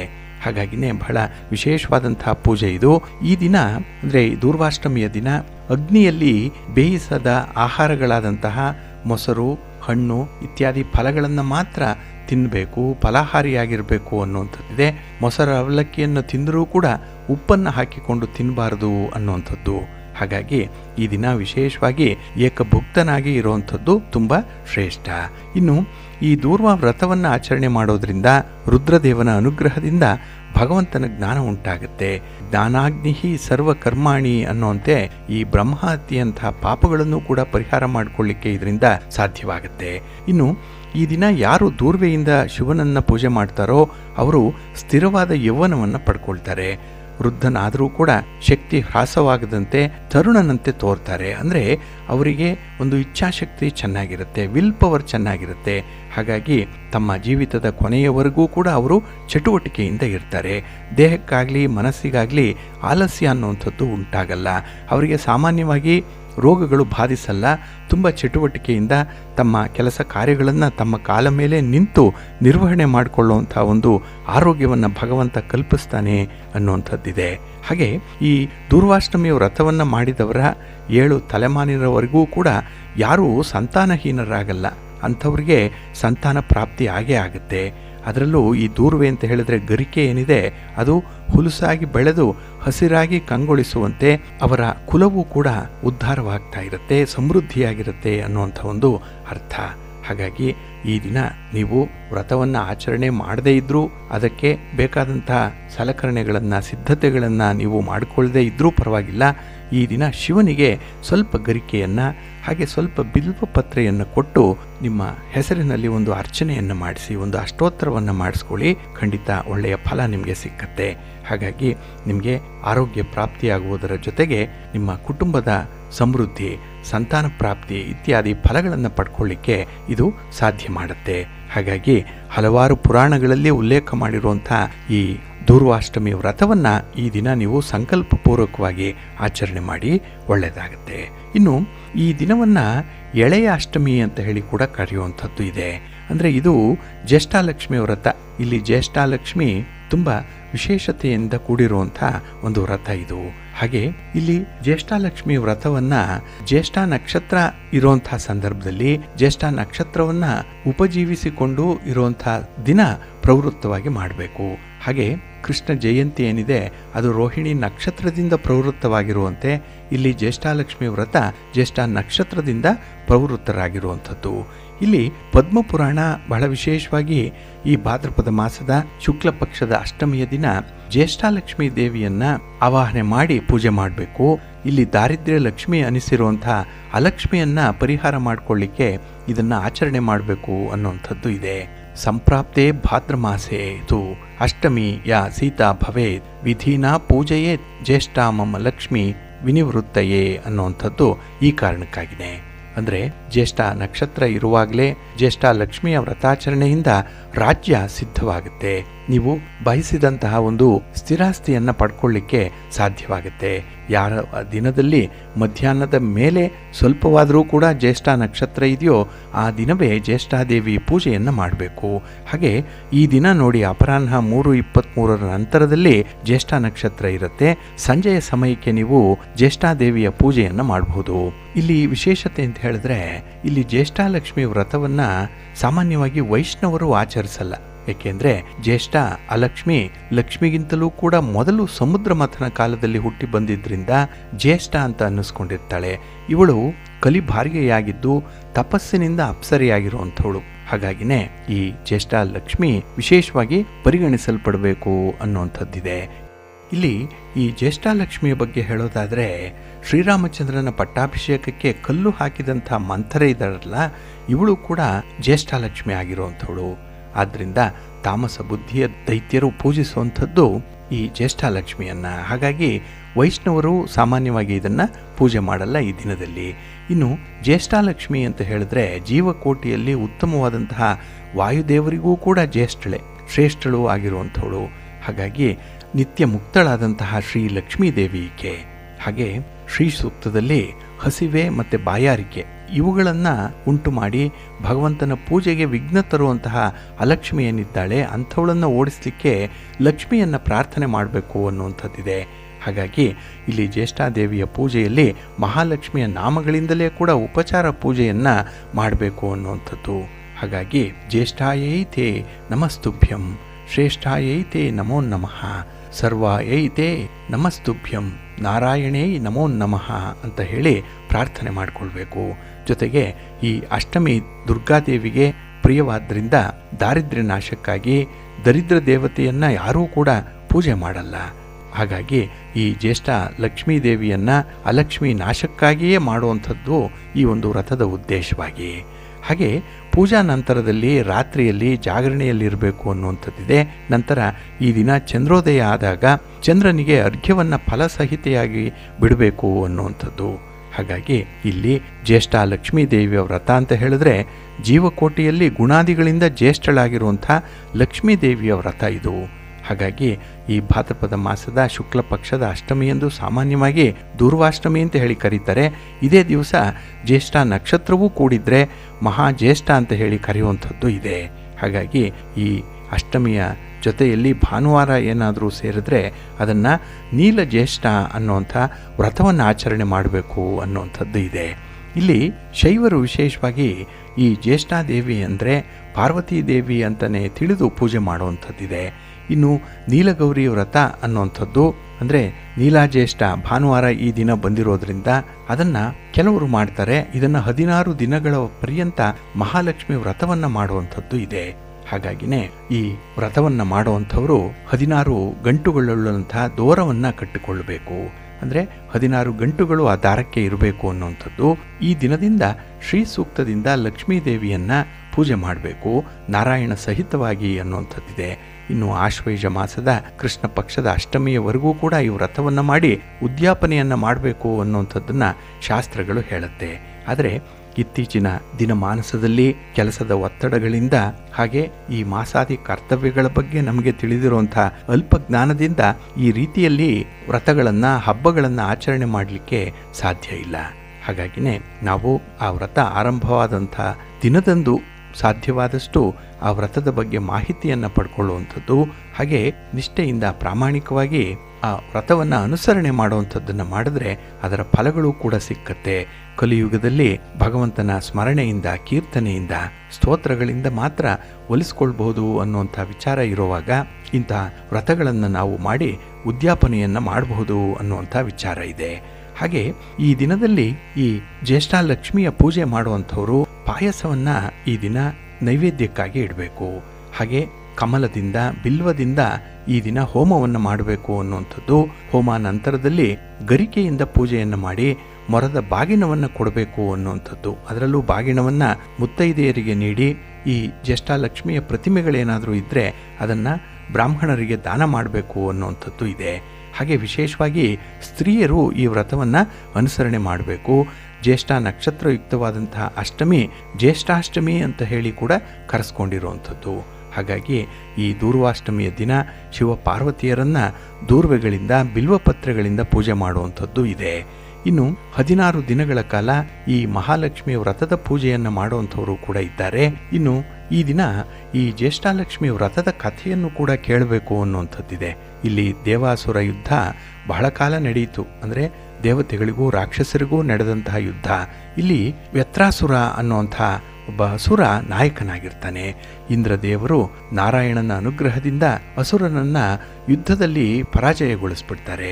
ಇಲ್ಲಿ ಪರಾಜಿತರಾದಂತಹ ಅಸುರರಲ್ಲಿ ಕೆಲವರು ಲಂಕಾಪಟ್ಟಣಕ್ಕೆ ಹೋಗ್ತಾರೆ, ಕೆಲವರು ಪಾತಾಳಕ್ಕೆ ಹೋಗ್ತಾರೆ, ಪರ್ವತ ಗುಹೆಗಳಲ್ಲಿಯೂ ಕೂಡ ಕೆಲವರು ಬಚ್ಚಿಟ್ಕೊಳ್ತಾರೆ. ಕೊನೆಗೆ ಈ ಕೋಲ ಅನ್ನುವಂಥ ಒಬ್ಬ ಅಸುರ ಗೋಮಂತ ಪರ್ವತದ, ಅಂದರೆ ಈಗಿನ ಗೋವಾ ರಾಜ್ಯ ಇದೆಯಲ್ಲ, ಅಲ್ಲಿರುವಂಥ ಒಂದು ಪರ್ವತದ ದುರ್ಗಮವಾದ ಗುಹೆಯಲ್ಲಿ ಅವಿತ್ಕೊಂಡು ಬಿಡ್ತಾನೆ. ಅಲ್ಲಿ ಆ ಪ್ರಾಂತ್ಯದಲ್ಲಿ ಇದ್ದಂತಹ ಸುಂದರಿಯಾದಂತಹ ರಾಜಕುಮಾರಿಯನ್ನ ಸೆರೆ ಹಿಡಿದು ಅವಳನ್ನು ಗುಹೆಯಲ್ಲಿ ಬಂಧನದಲ್ಲಿ ಇಟ್ಕೊಂಡು ಬಿಡ್ತಾನೆ. ಇದೇ ಸಮಯದಲ್ಲಿ ಪುಲಸ್ತ್ಯ ಹಾಗೆ ಗೌತಮರು ಗೋಮಂತಕ್ಕೆ ಆಗಮಿಸ್ತಾರೆ. ತೀರ್ಥಯಾತ್ರೆಗೆ ಅಂತ ಹೇಳಿ ಬಂದಂತಹ ಈ ಋಷಿ ಮುನಿಗಳ ಪಾದಕ್ಕೆ ಬಿದ್ದ ಜನರಿಂದ ಕೋಲಾಸುರನ ಕೋಲಾಹಲವನ್ನು ಕೇಳ್ತಾರೆ. ಆ ಸಂದರ್ಭದಲ್ಲೇ ಸಮುದ್ರವನ್ನೇ ಆಪೋಷಣ ಮಾಡಿದಂತಹ ಸಾಮರ್ಥ್ಯವುಳ್ಳ ಅಗಸ್ತ್ಯ ಋಷಿಗಳು ಕೂಡ ಅಲ್ಲಿರ್ತಾರೆ. ಆ ಕೋಲಾಸುರನ ವಧೆಗಾಗಿ ಅವರನ್ನು ಪ್ರಾರ್ಥನೆ ಮಾಡೋಣ ಅಂತ ಹೇಳಿ ಕೇಳ್ಕೊಳ್ತಾರೆ. ಹೀಗೆ ಮಂತ್ರಾಲೋಚನೆಯನ್ನು ಮಾಡಿ ಅಗಸ್ತ್ಯರನ್ನು ಸಮೀಪಿಸಿ ತಮ್ಮ ದುಃಖವನ್ನು ಅಲ್ಲಿನ ಜನ ತೋಡಿಕೊಳ್ತಾರೆ. ಅಗಸ್ತ್ಯರು ಭಗವಾನ್ ನಾರಾಯಣ ಇಲ್ಲಿಯೇ ಇದ್ದಾನೆ, ಮಹಾಲಕ್ಷ್ಮಿ ಕೂಡ ಆತನ ಸಾನ್ನಿಧ್ಯದಲ್ಲೇ ಇರ್ತಾಳೆ, ಆತನನ್ನೇ ಶರಣು ಹೋಗಿ ಮುಂದೆ ಅವರ ಅಭಯವನ್ನು ಪಡ್ಕೊಳ್ಳೋಣ ಅಂತ ಹೇಳಿ ನಾರಾಯಣನನ್ನ ಭೇಟಿ ಮಾಡ್ತಾರೆ. ಆಗ ಆ ಕೋಲಾಸುರನ ಉಪಟಳವನ್ನು ವರ್ಣನೆ ಮಾಡ್ತಾರೆ. ಆಗ ಭಗವಂತ ಅವರಿಗೆ ಅಭಯವನ್ನು ನೀಡ್ತಾನೆ. ಮಹಾಲಕ್ಷ್ಮೀ ದೇವಿಯೇ ಕೋಲಾಸುರನನ್ನು ಸಂಹಾರ ಮಾಡ್ತಾಳೆ, ನೀವು ನಿರ್ಭಯರಾಗಿರಿ ಅಂತ ಹೇಳಿ ಆಶೀರ್ವಾದವನ್ನು ಮಾಡಿ ಕಳಿಸ್ತಾರೆ. ಇಲ್ಲಿ ಮಹಾಲಕ್ಷ್ಮಿಗೂ ಕೋಲಾಸುರನಿಗೂ ಯುದ್ಧ ಆರಂಭ ಆಗುತ್ತೆ. ಅಲ್ಲಿ ಕೋಲಾಸುರ ಈ ಚದುರಂಗ ಬಲಸಹಿತವಾಗಿ ಯುದ್ಧಕ್ಕೆ ಬರ್ತಾನೆ. ಆದರೆ ಈ ದೇವತೆಗಳೆಲ್ಲರೂ ಕೂಡ ತಮ್ಮ ತಮ್ಮ ಅಂಶಗಳನ್ನು ಮಹಾಲಕ್ಷ್ಮಿಗೆ ಧಾರೆ ಎರೆದಿದ್ದರಿಂದ ಆ ಕೋಲನನ್ನ ಮಹಾಲಕ್ಷ್ಮಿ ಸೋಲಿಸ್ಬಿಡ್ತಾಳೆ. ಆಗ ಕೋಲ ನೆಲದ ಮೇಲೆ ಬಿದ್ದಾಗ ಆತ ಏಳುವಷ್ಟರಲ್ಲೇ ಲಕ್ಷ್ಮೀದೇವಿ ತನ್ನ ಪಾದಗಳಿಂದ ಕುತ್ತಿಗೆಯನ್ನು ಒತ್ತಿ ಮೂರ್ಛೆಗೊಳಿಸ್ತಾಳೆ. ನಂತರ ಕೋಲಾಸುರ ಮೃತನಾಗ್ತಾನೆ. ಇಲ್ಲಿ ಆ ಗುಹೆಯಲ್ಲಿದ್ದಂತಹ ರಾಜಕುಮಾರಿ ಮುಕ್ತಳಾಗಿ ಲಕ್ಷ್ಮೀದೇವಿಯನ್ನ ಹೊಗಳ್ತಾಳೆ, ಲಕ್ಷ್ಮೀದೇವಿಗೆ ಕೃತಜ್ಞತೆಯನ್ನು ಹೇಳ್ತಾಳೆ. ಹಾಗೆ ಆ ಲಕ್ಷ್ಮೀದೇವಿ ರಾಜಕುಮಾರಿಯನ್ನ ಯೋಗಿನಿಯಾಗಿರುವಂತೆ ಅನುಗ್ರಹ ಮಾಡ್ತಾಳೆ. ಹಾಗಾಗಿ ಲಕ್ಷ್ಮೀ ದೇವಿಯ ಪೂಜೆಯನ್ನು ಮಾಡಿದ್ರೆ ಸೌಭಾಗ್ಯವನ್ನು ನೀಡುವೆ ಅನ್ನುವಂಥ ಒಂದು ವರವನ್ನು ನೀಡ್ತಾಳೆ. ಅಂದಿನಿಂದ ಈ ಲಕ್ಷ್ಮಿಯ ವ್ರತವನ್ನು, ಲಕ್ಷ್ಮೀ ಪೂಜೆಯನ್ನು ಮಾಡುವಂಥ ಒಂದು ಕ್ರಮ ರೂಢಿಗೆ ಬಂತು ಅನ್ನುವಂಥದ್ದನ್ನು ಪುರಾಣಗಳು ಉಲ್ಲೇಖ ಮಾಡ್ತಾ ಇದೆ. ಹಾಗಾಗಿ ಈ ಅಷ್ಟಮಿ ಬಹಳ ವಿಶೇಷತೆಯಿಂದ ಕೂಡಿರೋದ್ರಿಂದ ಜ್ಯೇಷ್ಠಾಲಕ್ಷ್ಮಿಯ ವ್ರತವನ್ನು ಮಾಡುವಂಥದ್ದು, ದೂರ್ವಾಷ್ಟಮಿ ವ್ರತವನ್ನು ಮಾಡುವಂಥದ್ದನ್ನು ನೀವು ಸಾಧ್ಯವಾದಷ್ಟು ಮಟ್ಟಿಗೆ ಅನುಸರಣೆ ಮಾಡಿ ಭಗವಂತ ತಮ್ಮೆಲ್ಲರ ಇಷ್ಟಾರ್ಥಗಳನ್ನು ನೆರವೇರಿಸ್ತಾನೆ. ಜೊತೆಗೆ ನಿಮಗೆ ಆಯುರಾರೋಗ್ಯ ಐಶ್ವರ್ಯಾದಿಗಳು ಕೂಡ ಪ್ರಾಪ್ತಿಯಾಗತ್ತೆ, ಒಳ್ಳೆಯದಾಗತ್ತೆ. ಪ್ರೀತಿಯ ಬಂಧುಗಳೇ, ಇನ್ನು ಮುಂದೆ ದ್ವಾದಶ ರಾಶಿಯವರ ಗೋಚಾರ ಫಲಗಳು ಹೇಗಿವೆ ನೋಡೋಣ ಬನ್ನಿ. ಮೊದಲಿಗೆ ಮೇಷರಾಶಿಯವರಿಗೆ ಈ ದಿನ ಅಷ್ಟಮದಲ್ಲಿ ಚಂದ್ರ ಇರುವಂಥ ದಿನ. 8ನೇ ಮನೆಯಲ್ಲಿ ಚಂದ್ರ ದುಸ್ಥಾನ ಇದು. ಹಾಗಾಗಿ ಈ ದಿನ ನೀವು ಮಿಶ್ರ ಫಲಗಳನ್ನು ಅನುಭವಿಸುವಂಥ ಸಂದರ್ಭ ಇದೆ. ಹಣಕಾಸಿನ ತೊಂದರೆಗಳು ಇರುತ್ತೆ. ಇದು ಸ್ವಲ್ಪ ಕಿರಿಕಿರಿಯನ್ನು ಉಂಟು ಮಾಡುವಂಥದ್ದು. ಹಾಗೆ ಈ ದಿನ ಯಾರನ್ನೋ ನಂಬಿ ಮಾಡಿರುವಂಥ ಕೆಲವು ವ್ಯವಹಾರಗಳಿಂದ ತುಂಬ ಮೋಸಕ್ಕೆ ಒಳಗಾಗುವಂಥ ಸಾಧ್ಯತೆ ಇದೆ. ಹಾಗೆ ನಿಮ್ಮ ಹಿತಶತ್ರುಗಳು ಕೂಡ ನಿಮ್ಮ ತೇಜೋವಧೆಯನ್ನು ಮಾಡುವಂಥವ್ರೆ, ನಿಮ್ಮ ಬೆನ್ನಿಗೆ ಚೂರಿ ಹಾಕುವಂಥವರೇ ಈ ದಿನ ನಿಮ್ಮ ಸುತ್ತಮುತ್ತಲೂ ಇರುವಂಥವ್ರು. ಹಾಗಾಗಿ ಯಾವುದೇ ಒಂದು ದೊಡ್ಡ ಮಟ್ಟದ ವ್ಯವಹಾರಕ್ಕೆ ಈ ದಿನ ಕೈ ಹಾಕಬೇಡಿ. ಹಾಗೆ ಕೌಟುಂಬಿಕ ವಿಚಾರಗಳಲ್ಲಿ ನೀವು ಕುಟುಂಬದ ಹಿರಿಯರೊಂದಿಗೆ ಚರ್ಚೆ ಮಾಡಿ ಕೆಲವು ವಿಚಾರಗಳನ್ನು ಪ್ರಸ್ತಾಪ ಮಾಡಬೇಕು, ಕೆಲವೊಂದು ತೀರ್ಮಾನಗಳನ್ನು ತೆಗೆದುಕೊಳ್ಬೇಕು. ಏಕಾಏಕಿ ಆತುರವಾಗಿ ಯಾವುದೇ ತೀರ್ಮಾನವನ್ನು ಈ ದಿನ ಕೈಗೊಳ್ಳಬಾರ್ದು. ಭಾರಿ ನಷ್ಟ ಉಂಟಾಗುವಂಥ ಸೂಚನೆಗಳು ಕಾಣಿಸ್ತಾ ಇದೆ.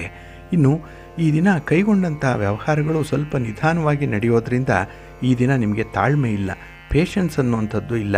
ನಿಮ್ಮ ಒಂದು ಮೂಗಿನ ನೇರಕ್ಕೆ ಕೆಲಸ ಆಗಬೇಕು, ಆತುರವಾಗಿ ಕೆಲಸ ಮಾಡಬೇಕು ಅನ್ನುವಂಥ ಒಂದು ಇಚ್ಛಾಶಕ್ತಿ, ಇವೆಲ್ಲದರ ಒಂದು ಕಾರಣದಿಂದ ಈ ದಿನ ಮಿಶ್ರ ಫಲಗಳು ನಿಮಗೆ ಇರುವಂಥದ್ದು. ಸ್ವಲ್ಪ ಅನಾನುಕೂಲಕರವಾದಂಥ ಪರಿಸ್ಥಿತಿ ಇರುತ್ತೆ. ಹಾಗೆ ಈ ದಿನ ಯಾವುದೇ ವಿಚಾರದಲ್ಲೂ ಕೂಡ ಏನನ್ನೂ ನಿರೀಕ್ಷೆಯಲ್ಲಿ ಇಟ್ಕೊಳ್ಬೇಡಿ. ಅಂದರೆ ಎಕ್ಸ್ಪೆಕ್ಟೇಷನ್ ಈ ದಿನ ಬೇಡ. ನಿಮ್ಮ ಕೆಲಸಗಳನ್ನಷ್ಟೇ ಮಾಡಿ ಫಲಾಫಲಗಳನ್ನು ಭಗವಂತನಿಗೆ ಬಿಟ್ಟುಬಿಡಿ. ಇನ್ನು ಈ ದಿನ ಕುಟುಂಬ ಸದಸ್ಯರ ಜೊತೆಯಲ್ಲಿ ಅಮೂಲ್ಯವಾದ ಸಮಯವನ್ನು ಕಳೆಯಬೇಕು ಅನ್ನುವಂಥದ್ದು ಮನಸ್ಸಿನಲ್ಲಿದೆ. ಆದರೆ ಅದಕ್ಕೆ ಪೂರಕವಾದಂಥ ಒಂದು ವಾತಾವರಣ ಇರಲ್ಲ. ಹಾಗಾಗಿನೇ ಈ ದಿನ ನಿಮ್ಮ ಸಾಮರ್ಥ್ಯಕ್ಕೆ ಅನುಗುಣವಾಗಿ ಸ್ವಲ್ಪ ತಾಳ್ಮೆಯಿಂದ ಮುಂದುವರೆದ್ರೆ ಮಾತ್ರ ನಿಮಗೆ ಅಲ್ಪ ಸ್ವಲ್ಪ ಅನುಕೂಲ, ಸ್ವಲ್ಪ ಮನಃಶಾಂತಿ ಇರುವಂಥದ್ದಿದೆ.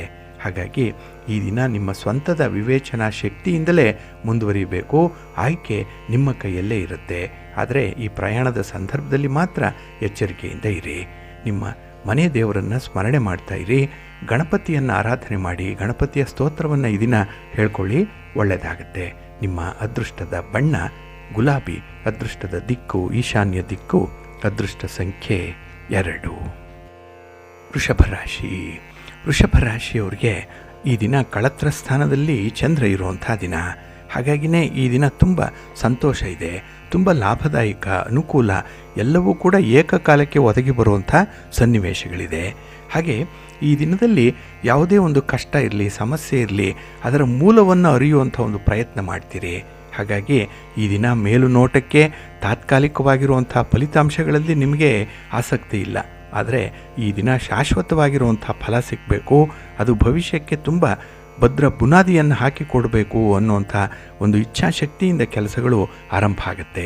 ಹಾಗಾಗಿ ವಿಲ್ ಪವರ್ ಈ ದಿನ ಭಾಳಷ್ಟು ಚೆನ್ನಾಗಿದೆ. ಹಣಕಾಸಿನ ವಿಚಾರದಲ್ಲೂ ಕೂಡ ಈ ದಿನ ನೆನ್ನೆಗಿಂತ ಉತ್ತಮವಾಗಿರೋದ್ರಿಂದ ಕೆಲವೊಂದು ಕೆಲಸಗಳನ್ನು, ಕೆಲವೊಂದು ಖರೀದಿ ಪ್ರಕ್ರಿಯೆಗಳನ್ನು ಮುಂದುವರಿಸುವಂಥದ್ದು ಈ ದಿನ ಇರುತ್ತೆ. ಇನ್ನು ಈ ದಿನ ಸಾಧಾರಣವಾಗಿ ಮನೆಯ ವಾತಾವರಣ ಸಂತೋಷದಾಯಕವಾಗಿರುತ್ತೆ. ಎಲ್ಲೋ ಸಣ್ಣ ಪುಟ್ಟ ಭಿನ್ನಾಭಿಪ್ರಾಯಗಳು ಬರ್ಬೋದು. ಆದರೆ ಈ ದಿನ ದೊಡ್ಡ ಮಟ್ಟದಲ್ಲಿ ನಿಮ್ಮ ಮನಸ್ಸಿಗೆ ಬೇಸರ ತರಿಸುವಂಥ ವಿದ್ಯಮಾನಗಳು ನಡೆಯಲ್ಲ. ಹಾಗೆ ಈ ದಿನ ಸಣ್ಣ ಪ್ರಮಾಣದ ಪ್ರವಾಸಕ್ಕೆ ಹೋಗುವಂಥ ಸಂಭವ ಕೂಡ ಇದೆ.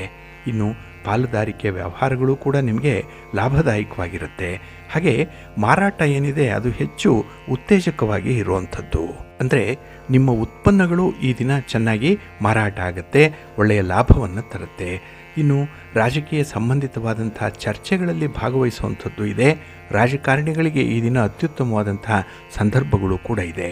ಒಟ್ಟಾರೆ ಈ ದಿನದಲ್ಲಿ ನಿಮ್ಮ ಖರೀದಿ ಪ್ರಕ್ರಿಯೆ ಆಗಲಿ ಅಥವಾ ಮಾರಾಟದ ಪ್ರಕ್ರಿಯೆ ಆಗಲಿ ನಿಮಗೆ ತುಂಬ ಅನುಕೂಲ, ಜೊತೆಗೆ ಲಾಭ ಎರಡನ್ನೂ ತರುತ್ತೆ.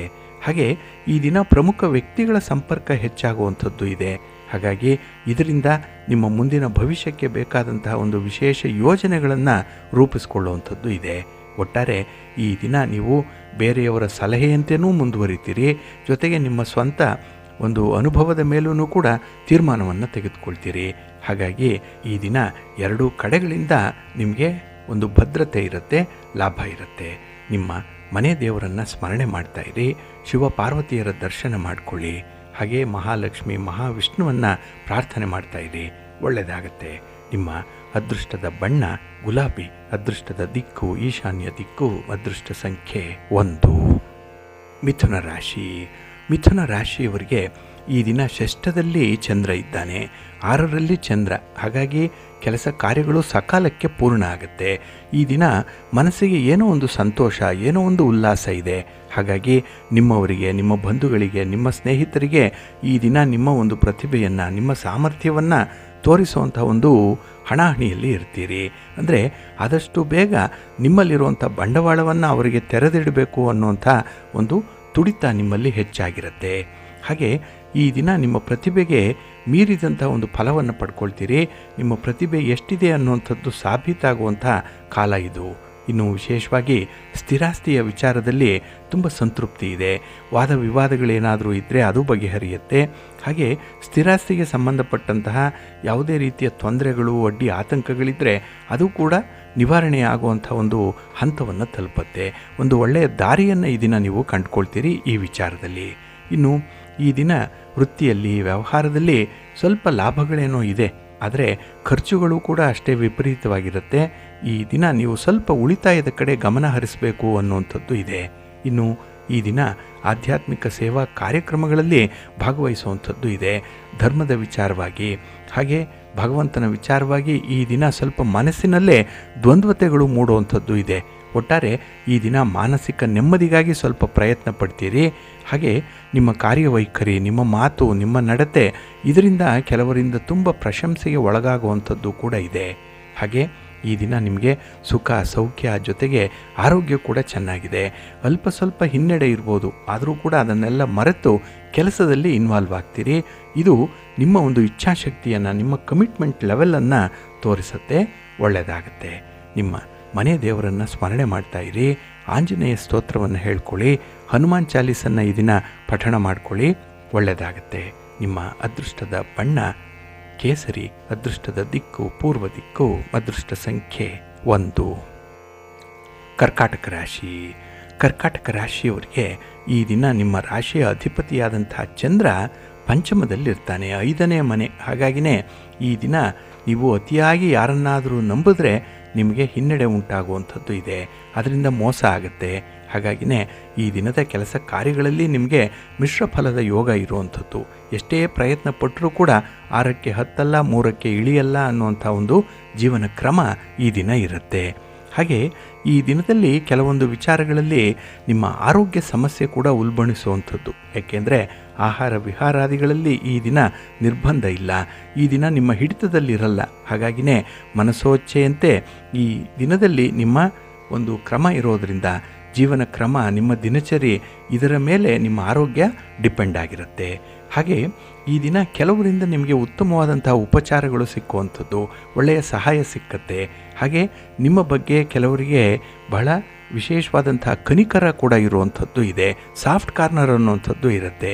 ಹಾಗಾಗಿ ನಿಮ್ಮ ಸ್ವಭಾವ, ನಿಮ್ಮ ಮಾತಿನಿಂದ ಕೆಲವರು ಪ್ರೇರೇಪಿತರಾಗಿರ್ತಾರೆ. ಕೆಲವರು ಈ ಸಂದರ್ಭದಲ್ಲಿ ನಿಮ್ಮ ಒಂದು ನಿರ್ಧಾರವನ್ನೇ ದೂಷಣೆ ಮಾಡುವಂಥವರು ಇದ್ದಾರೆ, ದ್ವೇಷಿಸುವಂಥವರು ಕೂಡ ಇದ್ದಾರೆ. ಹಾಗಾಗಿ ಈ ದಿನ ದ್ವಂದ್ವತೆಗಳಲ್ಲಿ ಜೀವನ ಇರುತ್ತೆ.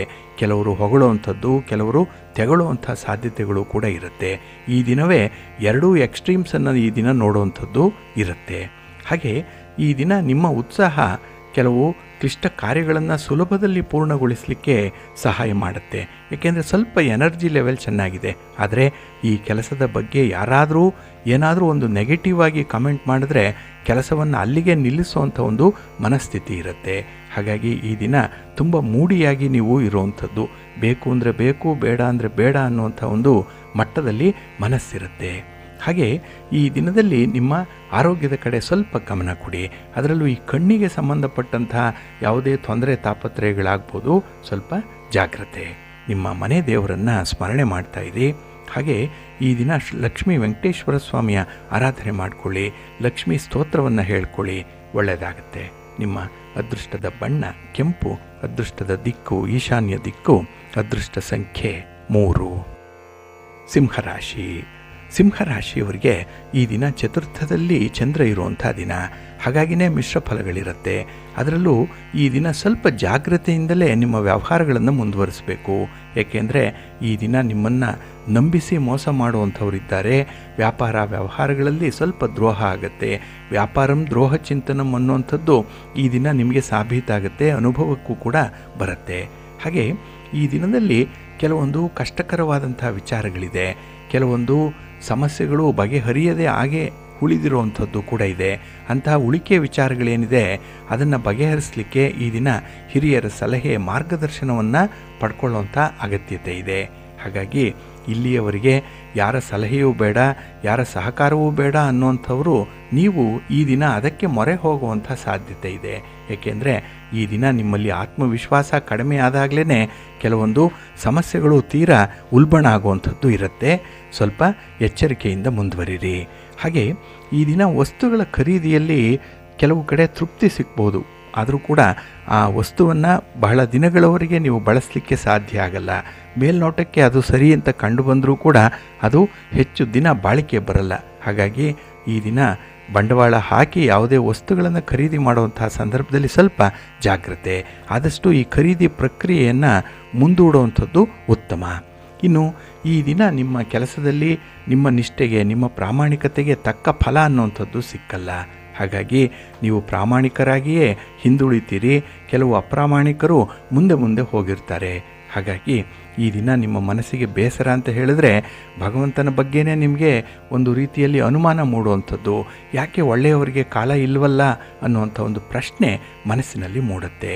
ಕೆಲವೊಂದು ಅಧರ್ಮಿಗಳಿಗೆ, ಅನಾಚಾರವನ್ನು ಮಾಡುವಂಥವರು ಈ ದಿನ ಸಮಾಜದಲ್ಲಿ ಗಣ್ಯರಾಗಿರ್ತಾರೆ, ಒಳ್ಳೆಯ ಸ್ಥಾನಮಾನ ಇದೆ.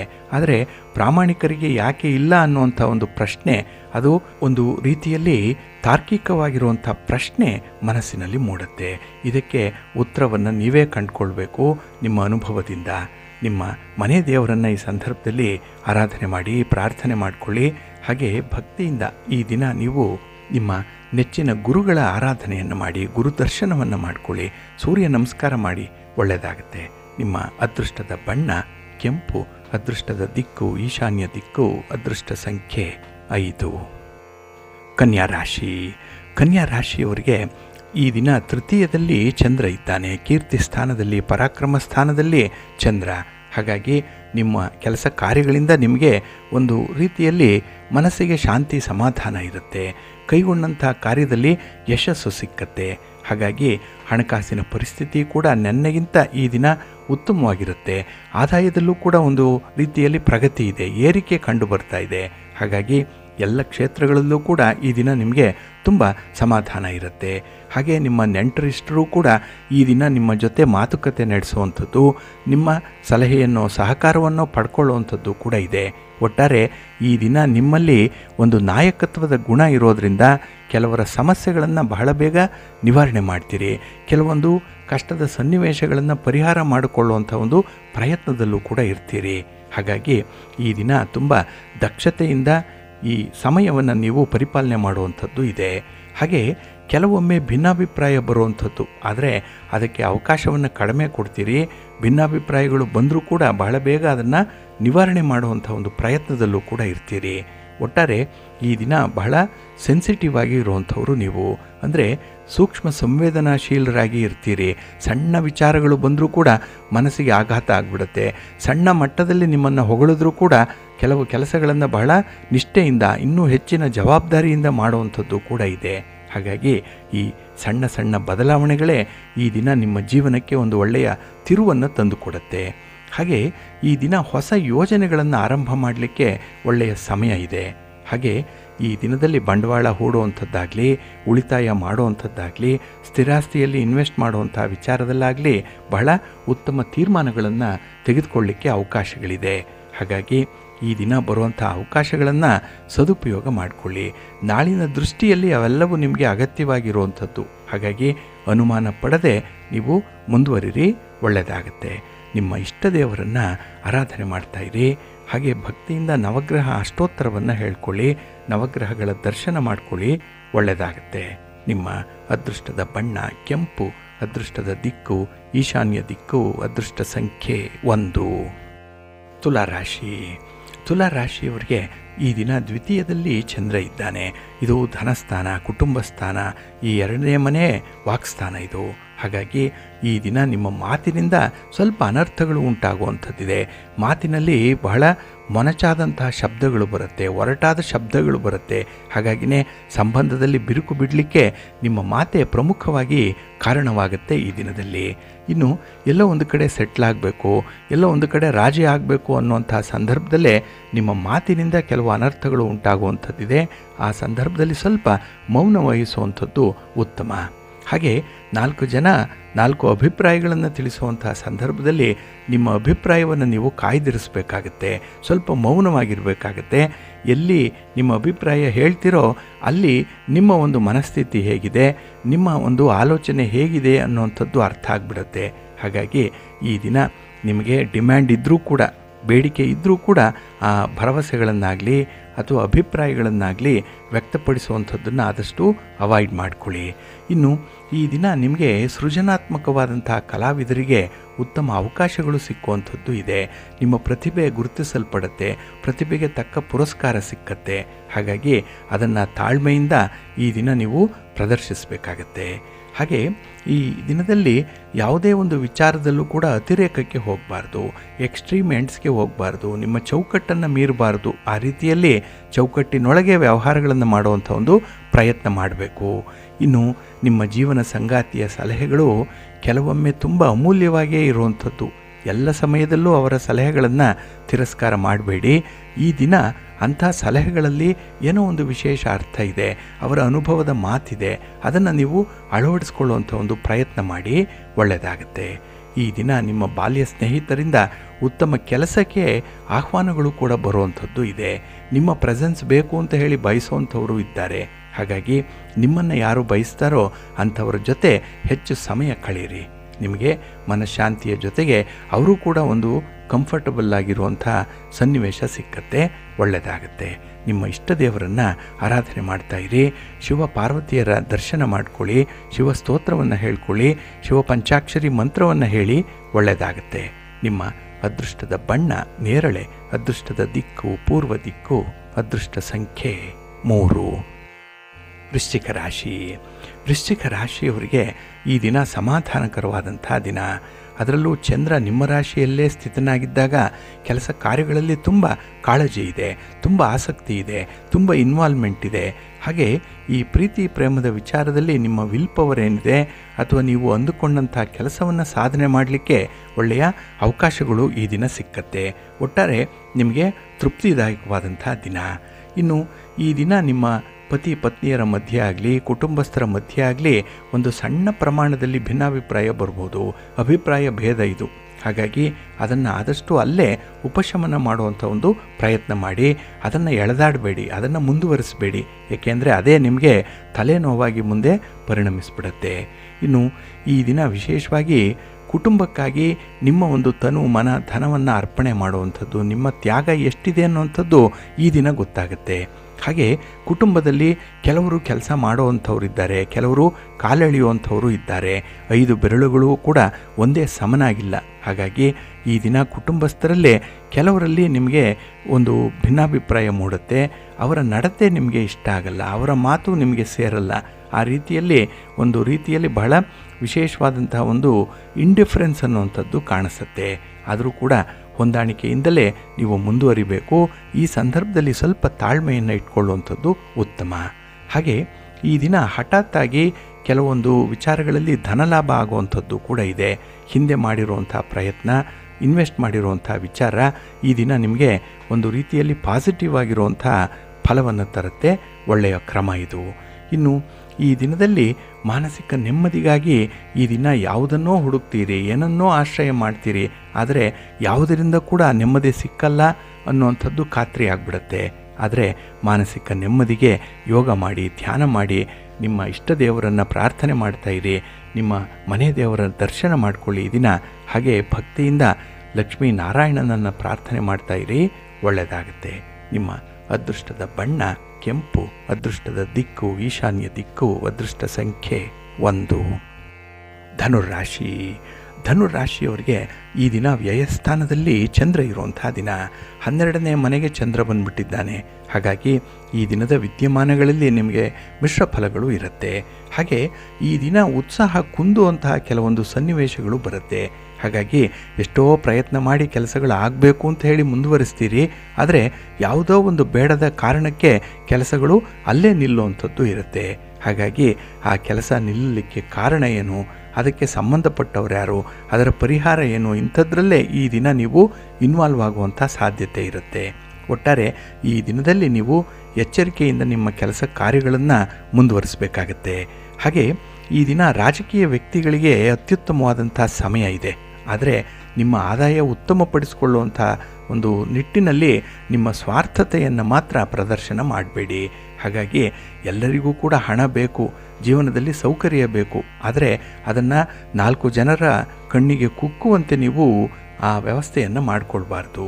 ಹಾಗಾಗಿ ನಿಮ್ಮಲ್ಲಿರುವಂಥ ವಿಚಾರಗಳನ್ನು ಬೇರೆಯವರಿಗೆ ಹೇಳೋವಂಥದ್ದಾಗಲಿ, ಬೇರೆಯವರಲ್ಲಿ ಇಲ್ಲ ಅನ್ನೋವಂಥದ್ದನ್ನು ಎತ್ತಿ ತೋರಿಸೋವಂಥದ್ದನ್ನಾಗಲಿ ಮಾಡಬೇಡಿ.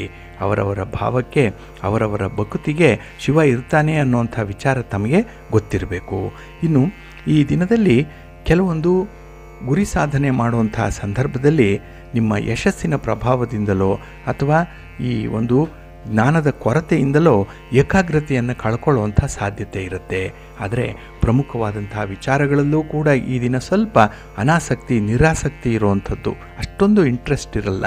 ಇದರಿಂದಲೇ ನಷ್ಟಗಳು ಉಂಟಾಗುವಂಥದ್ದಿದೆ. ಹಾಗಾಗಿ ಯಾವ ಕೆಲಸಕ್ಕೆ ಯಾವ ಸ್ಥಾನಮಾನವನ್ನು ಕೊಡಬೇಕು, ಯಾವುದಕ್ಕೆ ಪ್ರಿಯಾರಿಟಿಯನ್ನು ಕೊಡಬೇಕು, ಇದನ್ನು ಈ ದಿನ ನೀವು ಕಲ್ತ್ಕೊಳ್ತೀರಿ. ಇದು ಜೀವನದಲ್ಲೇ ಒಂದು ಮಹತ್ತರವಾದಂತಹ ಪಾಠ. ಇದು ಅದನ್ನು ಸದಾಕಾಲ ನೆನಪಿನಲ್ಲಿಟ್ಕೊಳ್ಳಿ, ಒಳ್ಳೆಯದಾಗತ್ತೆ. ನಿಮ್ಮ ಮನೆ ದೇವರನ್ನು ಸ್ಮರಣೆ ಮಾಡ್ತಾಯಿರಿ. ಹಾಗೆ ಭಕ್ತಿಯಿಂದ ಈ ದಿನ ನೀವು ಶಿವಸ್ತೋತ್ರವನ್ನು ಹೇಳ್ಕೊಳ್ಳಿ, ಶಿವನಾಮ ಸ್ಮರಣೆ ಮಾಡಿಕೊಳ್ಳಿ, ಶಿವನ ಪರಿವಾರ ದೇವತೆಗಳನ್ನು ಪ್ರಾರ್ಥನೆ ಮಾಡ್ತಾಯಿರಿ, ಒಳ್ಳೆಯದಾಗುತ್ತೆ.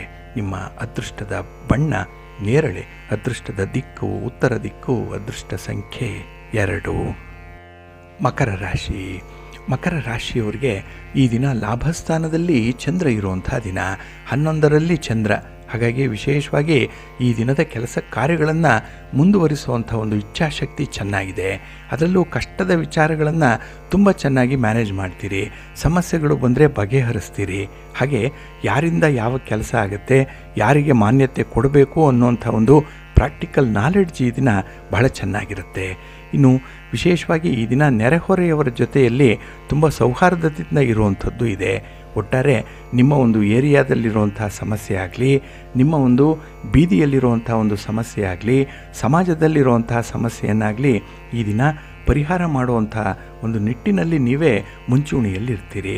ಅದರ ಜವಾಬ್ದಾರಿಯನ್ನು ನೀವೇ ತೆಗೆದುಕೊಳ್ಳುವಂಥದ್ದು ಇದೆ. ಒಟ್ಟಾರೆ ನಿಮ್ಮಲ್ಲಿರುವಂಥ ಒಂದು ಲೀಡರ್ಶಿಪ್ ಏನಿದೆ ಅದು ಈ ದಿನ ಕಿಂಡಲ್ ಆಗುವಂಥದ್ದು, ಅದು ಬೆಳಕಿಗೆ ಬರುತ್ತೆ. ಹಾಗೆ ಈ ದಿನ ಪ್ರೀತಿ ಪ್ರೇಮದ ವಿಚಾರದಲ್ಲೂ ಕೂಡ ತುಂಬ ಒಂದು ರೀತಿಯಲ್ಲಿ ಜಾಗರೂಕರಾಗಿ ವರ್ತಿಸ್ತೀರಿ. ನಿಮ್ಮ ಮಾತು ಹದವಾಗಿರುತ್ತೆ. ಇನ್ನು ಕೆಲವರ ಜೊತೆಯಲ್ಲಿ ವ್ಯವಹಾರ ಮಾಡುವಾಗ ಎಷ್ಟಕ್ಕೆ ಬೇಕೋ ಅಷ್ಟಕ್ಕೆ ಅವರನ್ನು ಇಟ್ಕೊಳ್ಳುವಂಥ ಒಂದು ಜಾಣತನ ಕೂಡ ಇದೆ. ಹಾಗೆ ಈ ದಿನದ ಹಣಕಾಸಿನ ವ್ಯವಹಾರಗಳಲ್ಲೂ ಕೂಡ ಲಾಭವನ್ನು ಮಾಡ್ಕೊಳ್ತೀರಿ. ಎಲ್ಲೂ ಕೂಡ ಈ ದಿನ ನೀವು ಸೋಲನ್ನು ಕಾಣುವಂಥದ್ದಾಗಲಿ, ನಷ್ಟವನ್ನು ಅನುಭವಿಸುವಂಥದ್ದನ್ನಾಗಲಿ ಒಂದು ರೀತಿಯಲ್ಲಿ ಅನುಭವಕ್ಕೆ ತಂದುಕೊಳ್ಳಲ್ಲ. ಆದರೆ ಈ ಆತುರಾತುರವಾಗಿ ಎಲ್ಲಾದರೂ ನಿರ್ಣಯಗಳನ್ನು ಕೈಗೊಂಡಾಗ ಮಾತ್ರ ಸ್ವಲ್ಪ ಹಿನ್ನಡೆ ಉಂಟಾಗುತ್ತೆ. ಇನ್ನು ಈ ದಿನದಲ್ಲಿ ಒಡ ಹುಟ್ಟಿದವರ ಜೊತೆಯಲ್ಲೂ ಕೂಡ ತುಂಬ ಚೆನ್ನಾಗಿರ್ತೀರಿ. ಅವರಿಂದ ಕೂಡ ನಿಮಗೆ ಬೇಕಾದಂಥ ಸಹಾಯಗಳು ಸಹಕಾರಗಳು ನಿಮಗೆ ಸಿಕ್ಕತ್ತೆ. ಆದರೆ ನಿಮ್ಮ ಹಿತಶತ್ರುಗಳ ವಿಚಾರದಲ್ಲಿ ಮಾತ್ರ ಈ ದಿನ ಯಾಮಾರುವಂಥದ್ದಿದೆ. ಅವರನ್ನು ಅತಿಯಾಗಿ ನಂಬುತ್ತೀರಿ, ಅಲ್ಲಿಂದ ಸ್ವಲ್ಪ ಮೋಸ ಆಗುವಂಥದ್ದು ಇರುತ್ತೆ. ಒಟ್ಟಾರೆ ಈ ದಿನ ಅತಿಯಾಗಿ ಯಾರನ್ನೂ ಕೂಡ ನಂಬಲಿಕ್ಕೆ ಹೋಗಬೇಡಿ. ನಿಮ್ಮ ಒಂದು ಸ್ವಂತ ವಿವೇಚನೆಯಿಂದ ಕೆಲಸಗಳನ್ನು ಮುಂದುವರಿಸಿ, ಒಳ್ಳೆಯದಾಗತ್ತೆ. ನಿಮ್ಮ ಮನೆ ದೇವರನ್ನು ಸ್ಮರಣೆ ಮಾಡ್ತಾಯಿರಿ. ಹಾಗೆ ಭಕ್ತಿಯಿಂದ ನವಗ್ರಹ ಸ್ತೋತ್ರವನ್ನು ಹೇಳ್ಕೊಳ್ಳಿ, ನವಗ್ರಹಗಳ ದರ್ಶನ ಮಾಡಿಕೊಳ್ಳಿ, ಒಳ್ಳೆಯದಾಗತ್ತೆ. ನಿಮ್ಮ ಅದೃಷ್ಟದ ಬಣ್ಣ ತಿಳಿ ನೀಲಿ. ಅದೃಷ್ಟದ ದಿಕ್ಕು ಈಶಾನ್ಯ ದಿಕ್ಕು. ಅದೃಷ್ಟ ಸಂಖ್ಯೆ 1. ಕುಂಭರಾಶಿ. ಕುಂಭರಾಶಿಯವರಿಗೆ ಈ ದಿನ ಉದ್ಯೋಗ ಸ್ಥಾನದಲ್ಲಿ, ಕರ್ಮಸ್ಥಾನದಲ್ಲಿ ಚಂದ್ರ ಇರುವಂಥ ದಿನ. 10ನೇ ಮನೆಯಲ್ಲಿ ಚಂದ್ರ ಅಂದರೆ ಕೆಲಸ ಕಾರ್ಯಗಳಲ್ಲಿ ಆಸಕ್ತಿಯ ಜೊತೆಗೆ ನಿಮಗೆ ಒಂದು ಕಮಿಟ್ಮೆಂಟ್ ಕೂಡ ಚೆನ್ನಾಗಿರುತ್ತೆ. ಇನ್ನು ಈ ದಿನ ವೃತ್ತಿ ವ್ಯವಹಾರದಲ್ಲಿ ಕೆಲವು ವಿಚಾರಗಳಲ್ಲಿ ತುಂಬ ಹಠದಿಂದ ಮುಂದುವರಿಯುವಂಥದ್ದು ಇದೆ. ಹಠ ಇಲ್ಲ ಅಂದರೆ ನೀವು ಗುರಿ ಸಾಧನೆ ಮಾಡಲಿಕ್ಕೆ ಸಾಧ್ಯ ಆಗಲ್ಲ. ಹಾಗೆ ಈ ದಿನ ವಿದ್ಯಾರ್ಥಿಗಳಿಗೆ ತುಂಬ ಏಕಾಗ್ರತೆ ಇರುವಂಥದ್ದು, ಜೊತೆಗೆ ನಿಮ್ಮ ಮುಂದಿನ ಜೀವನದಲ್ಲಿ ಆಗಬೇಕಾಗಿರುವಂಥ ಕೆಲವು ಘಟನೆಗಳು, ಕೆಲವು ಸನ್ನಿವೇಶಗಳು ಹೇಗಿರುತ್ತೆ ಅನ್ನುವಂಥದ್ದನ್ನು ಈ ದಿನ ಚಿತ್ರ ಕಲ್ಪಿಸಿಕೊಳ್ಳುವಂಥ ಸಾಧ್ಯತೆ ಕೂಡ ಇದೆ. ಹಾಗಾಗಿ ಈ ದಿನದಲ್ಲಿ ನಿಮಗೆ ಮುಂದೆ ಬರಬಹುದಾದಂತಹ ಸಮಸ್ಯೆಗಳನ್ನು ಈ ದಿನವೇ ಊಹಿಸಿಕೊಳ್ಳುವಂಥದ್ದು ಇದೆ. ಹಾಗಾಗಿ ಫೋರ್ಕಾಸ್ಟ್ ಮಾಡುವಂಥ ವಿಚಾರದಲ್ಲಿ ತುಂಬ ಎಕ್ಸ್ಪರ್ಟ್ ಆಗಿರ್ತೀರಿ ಈ ದಿನ. ಇನ್ನು ಈ ದಿನದಲ್ಲಿ ನಿಮ್ಮ ಪ್ರಮುಖ ಕಾರ್ಯಗಳಲ್ಲಿ ಇದ್ದಂಥ ಅಡೆತಡೆಗಳು ದೂರ ಆಗುತ್ತೆ. ಕೆಲಸಗಳೇನೋ ಬಹಳ ಸರಳವಾಗಿ ಮುಂದುವರಿಯುತ್ತೆ. ಆದರೆ ಈ ಫಲಿತಾಂಶದ ಹಂಚಿಕೆಯ ಸಂದರ್ಭದಲ್ಲಿ ಮಾತ್ರ ಸ್ವಲ್ಪ ಗೊಂದಲಕ್ಕೆ ಒಳಗಾಗ್ತೀರಿ. ಇನ್ನು ಈ ದಿನ 3ನೆಯವರ ವಿಚಾರದಲ್ಲಿ ಹಸ್ತಕ್ಷೇಪ ಮಾಡಬೇಡಿ. ಏಕೆಂದರೆ ಈ ದಿನ ನಿಮ್ಮ ಕುತೂಹಲ ಏನಂದರೆ ಆ 3ನೆಯವರ ವಿಚಾರ ಹೇಗಿರುತ್ತೆ, ಎಷ್ಟು ರಂಗಾಗಿದೆ ಅನ್ನೋಂಥದ್ದನ್ನು ನೋಡುವ ಒಂದು ಕ್ಯೂರಿಯಾಸಿಟಿ ಇದೆ. ಆದರೆ ಅಲ್ಲಿ ನೀವು ಗಮನವನ್ನು ಕೊಟ್ಟರೆ ನಿಮ್ಮ ಕೆಲಸ ಕಾರ್ಯಗಳು ಆಗಲ್ಲ. ಹಾಗಾಗಿ ಅಮೂಲ್ಯವಾದ ಸಮಯವನ್ನು ಈ ದಿನ ವ್ಯರ್ಥ ಮಾಡ್ಕೊಳ್ತೀರಿ. ಟೈಮ್ ಈಸ್ ಮನಿ ಅನ್ನೋಂಥದ್ದನ್ನು ಮರ್ತು ಹೋಗ್ತೀರಿ. ಇನ್ನು ಈ ದಿನದಲ್ಲಿ ಅಲ್ಪ ಪ್ರಮಾಣದಲ್ಲಿ ಆರ್ಥಿಕ ಲಾಭದ ಸೂಚನೆಗಳು ಕಂಡುಬಂದಾಗ ಸ್ವಲ್ಪ ಎಚ್ಚರಿಕೆಯಿಂದ ಮುಂದುವರೆದ್ಬಿಡಿ. ಉಳಿತಾಯ ಮಾಡಿ, ಸ್ಥಿರಾಸ್ತಿಯಲ್ಲಿ ಇನ್ವೆಸ್ಟ್ ಮಾಡಿ, ಒಳ್ಳೆಯದಾಗುತ್ತೆ. ಇನ್ನು ವಿಶೇಷವಾಗಿ ಈ ಒಳ್ಳೆಯ ದಿನಗಳು ಬಂದಾಗ ಕೆಲಸ ಕಾರ್ಯಗಳನ್ನು ಬಹಳ ಚುರುಕಾಗಿ ಮಾಡಿ ಮುಗಿಸ್ಬಿಡ್ಬೇಕು. ಆರಂಭ ಆದರೂ ನಿಮಗೆ ಒಳ್ಳೆಯ ಫಲವನ್ನೇ ತರುತ್ತೆ. ಹಾಗಾಗಿ ಯಾವುದೇ ರೀತಿಯ ಪ್ರಮುಖ ವಿಚಾರಗಳಿದ್ದರೆ, ಯಾವುದೇ ತೀರ್ಮಾನಗಳನ್ನು ತೆಗೆದುಕೊಳ್ಳುವಂಥದ್ದಿದ್ದರೆ ಈ ದಿನ ಅದಕ್ಕೆ ಮನಸ್ಸು ಮಾಡಿ, ಪಾಸಿಟಿವ್ ಆಗಿ ಯೋಚನೆ ಮಾಡಿ, ಒಳ್ಳೆಯ ಫಲಿತಾಂಶ ನಿಮಗೆ ಸಿಕ್ಕತ್ತೆ. ನಿಮ್ಮ ಇಷ್ಟ ದೇವರನ್ನು ಆರಾಧನೆ ಮಾಡ್ತಾಯಿರಿ. ಹಾಗೆ ಭಕ್ತಿಯಿಂದ ಈ ದಿನ ನೀವು ಲಕ್ಷ್ಮೀನಾರಾಯಣರ ಸ್ತೋತ್ರವನ್ನು ಹೇಳ್ಕೊಳ್ಳಿ. ಲಕ್ಷ್ಮೀ ನರಸಿಂಹಸ್ವಾಮಿಯ ದರ್ಶನ ಮಾಡಿಕೊಳ್ಳಿ. ನರಸಿಂಹಸ್ವಾಮಿ ನಿಮಗೆ ಸಕಲ ರೀತಿಯಲ್ಲೂ ಕೂಡ ಧೈರ್ಯವನ್ನು ಕೊಡ್ತಾನೆ, ಕಾರ್ಯಸಿದ್ಧಿ ಉಂಟಾಗುವಂತೆ ಮಾಡ್ತಾನೆ. ನಿಮ್ಮ ಅದೃಷ್ಟದ ಬಣ್ಣ ಕೆಂಪು. ಅದೃಷ್ಟದ ದಿಕ್ಕು ಪೂರ್ವ ದಿಕ್ಕು. ಅದೃಷ್ಟ ಸಂಖ್ಯೆ 1. ಮೀನರಾಶಿ. ಮೀನರಾಶಿಯವರಿಗೆ ಈ ದಿನ ಮಿಶ್ರ ಫಲಗಳಿರುವಂಥ ದಿನ. ಅದರಲ್ಲೂ 9ರಲ್ಲಿ ಚಂದ್ರ ಇದ್ದಾಗ ಮನಸ್ಸಿಗೆ ಏನೋ ಒಂದು ವೇದನೆ, ಏನೋ ಒಂದು ಚಿಂತೆ ಮೂಡುವಂಥದ್ದು. ಎಲ್ಲವೂ ಸರಿ ಇದೆ, ಆದರೂ ಕೂಡ ಏನೋ ಒಂದು ಕೊರತೆ, ಏನೋ ಒಂದು ಅತೃಪ್ತ ಭಾವ ಇರುತ್ತೆ ಮನಸ್ಸಿನಲ್ಲಿ. ಹಾಗಾಗಿ ಈ ದಿನ ಹೇಳಿಕೊಳ್ಳಲಾರದಂಥ ಒಂದು ಸನ್ನಿವೇಶ ಇರುತ್ತೆ. ಕೆಲವರ ಜೊತೆಯಲ್ಲಿ ನಿಮ್ಮ ವೀಕ್ನೆಸ್ಸನ್ನು ಹೇಳ್ಕೊಳ್ಳಾಗಿಲ್ಲ, ಕೆಲವರ ಜೊತೆಯಲ್ಲಿ ನಿಮ್ಮಲ್ಲಿರುವಂಥ ಸ್ಟ್ರೆಂತನ್ನು ಹೇಳ್ಕೊಳ್ಳಾಗಿಲ್ಲ. ಅಲ್ಲೂ ಕೂಡ ನಿಮ್ಮನ್ನು ಅಪಾರ್ಥ ಮಾಡಿಕೊಳ್ಳುವಂಥ ಜನ ಈ ದಿನ ಇದ್ದೇ ಇರ್ತಾರೆ. ಇನ್ನು ಈ ದಿನ ನಿಮ್ಮ ಒಂದು ವ್ಯಕ್ತಿತ್ವಕ್ಕಾಗಲಿ ನಿಮ್ಮ ಮಾತಿಗಾಗಲಿ ಕೆಲವರು ಮನ್ನಣೆಯನ್ನು ಕೊಡಲ್ಲ. ಅಂಥವರ ಜೊತೆಯಲ್ಲಿ ಇರಬೇಡಿ. ಏಕೆಂದರೆ ಅಲ್ಲಿ ಒಂದು ನೆಗೆಟಿವ್ ಇನ್ಫ್ಲೂಯೆನ್ಸ್ ಆಗ್ತಾ ಇರುತ್ತೆ. ಹಾಗಾಗಿ ನಿಮ್ಮ ಕೆಲಸ ಕಾರ್ಯಗಳನ್ನು ಮಾಡುವಂಥ ಒಂದು ಉತ್ಸಾಹ ಅಲ್ಲಿ ಕಡಿಮೆ ಆಗಿಬಿಡುತ್ತೆ. ಇನ್ನು ಈ ದಿನ ವಿಶೇಷವಾಗಿ ಸ್ತ್ರೀಯರ ಜೊತೆಯಲ್ಲಿ ವ್ಯವಹರಿಸುವಂತಹ ಸಂದರ್ಭದಲ್ಲಿ, ಯಾವುದೇ ಮಾತು ಚರ್ಚೆ ಮಾಡುವಂತಹ ಸಂದರ್ಭದಲ್ಲಿ ಸ್ವಲ್ಪ ಎಚ್ಚರಿಕೆಯಿಂದ ಇರಿ.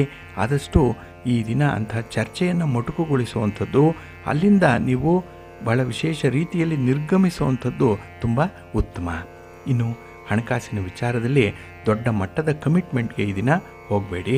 ಹಣ ಸಾಲ ತರುವಂಥದ್ದಾಗಲಿ ಕೊಡುವಂಥದ್ದನ್ನಾಗಲಿ ಮಾಡಬೇಡಿ. ಏಕೆಂದರೆ ನಿಮಗೆ ಈ ಹಣದ ಪರಿಸ್ಥಿತಿ ಈ ದಿನ ಅಷ್ಟೊಂದು ಅನುಕೂಲಕರವಾಗಿ ಇರಲ್ಲ. ಇನ್ನು ಈ ದಿನದಲ್ಲಿ ಉದ್ಯೋಗದಲ್ಲಿ ವಾತಾವರಣ ಏನೋ ಆಶಾದಾಯಕವಾಗಿರುತ್ತೆ, ಆದರೂ ಕೂಡ ಮನಸ್ಸಿನ ಮೂಲೆಯಲ್ಲಿ ಎಲ್ಲೋ ಒಂದು ಭಯ, ಹೆದರಿಕೆ ಅನ್ನುವಂಥದ್ದು ಇದೆ. ಸ್ವಲ್ಪ ಧೈರ್ಯ ಕಡಿಮೆ. ಹಾಗಾಗಿನೇ ಆತ್ಮವಿಶ್ವಾಸ ಕಡಿಮೆ ಇದ್ದಾಗಲೇ ಕೆಲಸದಲ್ಲಿ ಆಸಕ್ತಿ ಕಡಿಮೆ ಆಗಿಬಿಡುತ್ತೆ. ಹಾಗಾಗಿ ಭಾಳ ಚಟುವಟಿಕೆಯಿಂದ ಇರಬೇಕು, ಕೆಲಸಗಳಲ್ಲಿ ತುಂಬ ಲೈವ್ಲಿ ಆಗಿರಬೇಕು. ಅದಕ್ಕಾಗಿ ಈ ದಿನ ನಿಮ್ಮ ಒಂದು ಇಚ್ಛಾಶಕ್ತಿಯನ್ನು ಸ್ವಲ್ಪ ಜಾಸ್ತಿ ಮಾಡಿಕೊಳ್ಬೇಕು. ಹಾಗೆ ಕಷ್ಟಪಟ್ಟು ಮೇಲೆ ಬಂದು ಸಮಾಜದಲ್ಲಿ ಗುರುತಿಸ್ಕೊಂಡಿರುವಂಥ ವ್ಯಕ್ತಿಗಳು ಯಾರಿದ್ದಾರೆ ಅವರನ್ನು ರೋಲ್ ಮಾಡಲಾಗಿ ಈ ದಿನ ನೋಡಿ, ಅವರ ಒಂದು ಜೀವನ ಕ್ರಮ ಹೇಗಿತ್ತು ಅನ್ನೋಂಥದ್ದನ್ನು ಸ್ವಲ್ಪ ಸಂಶೋಧನೆ ಮಾಡಿ ತಿಳ್ಕೊಳ್ಳಿ. ಅವರಂತೆ ನಾನು ಯಾಕಾಗಬಾರ್ದು ಅನ್ನೋಂಥ ಪ್ರಶ್ನೆ ಮನಸ್ಸಿನಲ್ಲಿ ಬರಲಿ. ಆಗ ತಾನೇ ತಾನಾಗಿ ನಿಮ್ಮ ಪ್ರಯತ್ನ ಆ ಒಂದು ದಿಕ್ಕಿನಲ್ಲಿ ನಡೆಯುತ್ತೆ. ಒಳ್ಳೆಯ ಫಲಿತಾಂಶ ನಿಮಗೆ ಸಿಕ್ಕತ್ತೆ. ನಿಮ್ಮ ಮನೆ ದೇವರನ್ನು ಸ್ಮರಣೆ ಮಾಡ್ತಾಯಿರಿ. ಗಣಪತಿಯನ್ನು ಆರಾಧನೆ ಮಾಡಿ, ಶಿವನ ಪರಿವಾರ ದೇವತೆಗಳನ್ನು ಈ ದಿನ ಪ್ರಾರ್ಥನೆ ಮಾಡಿಕೊಳ್ಳಿ, ಸೂರ್ಯ ನಮಸ್ಕಾರ ಮಾಡಿ. ಈ ದಿನ ಒಳ್ಳೆಯದಾಗತ್ತೆ. ನಿಮ್ಮ ಅದೃಷ್ಟದ ಬಣ್ಣ ಕೆಂಪು, ಅದೃಷ್ಟದ ದಿಕ್ಕು ಪೂರ್ವ ದಿಕ್ಕು, ಅದೃಷ್ಟ ಸಂಖ್ಯೆ 5. ಪ್ರೀತಿಯ ಬಂಧುಗಳೇ, ಇಷ್ಟು ಹೊತ್ತು ದ್ವಾದಶ ರಾಶಿಯವರ ಗೋಚಾರ ಫಲಗಳನ್ನು ಕೇಳಿದ್ರಿ. ಇನ್ನು ನಿಮ್ಮ ಕಾರ್ಯಸಿದ್ಧಿಗಾಗಿ, ನಿಮ್ಮ ಇಚ್ಛಿತ ಫಲಪ್ರಾಪ್ತಿಗಾಗಿ ನಿಮ್ಮ ಮನೆ ದೇವರನ್ನು ಸ್ಮರಣೆ ಮಾಡ್ತಾ ಇರಿ. ನಿಮ್ಮ ಇಷ್ಟ ದೇವರನ್ನು ಪ್ರಾರ್ಥನೆ ಮಾಡಿಕೊಳ್ಳಿ, ಒಳ್ಳೆಯದಾಗತ್ತೆ. ಸರ್ವೇ ಜನಾಃ ಸುಖಿನೋ ಭವಂತು, ಸಮಸ್ತ ಸನ್ಮಂಗಳಾನಿ ಭವಂತು. ನಮಸ್ಕಾರ.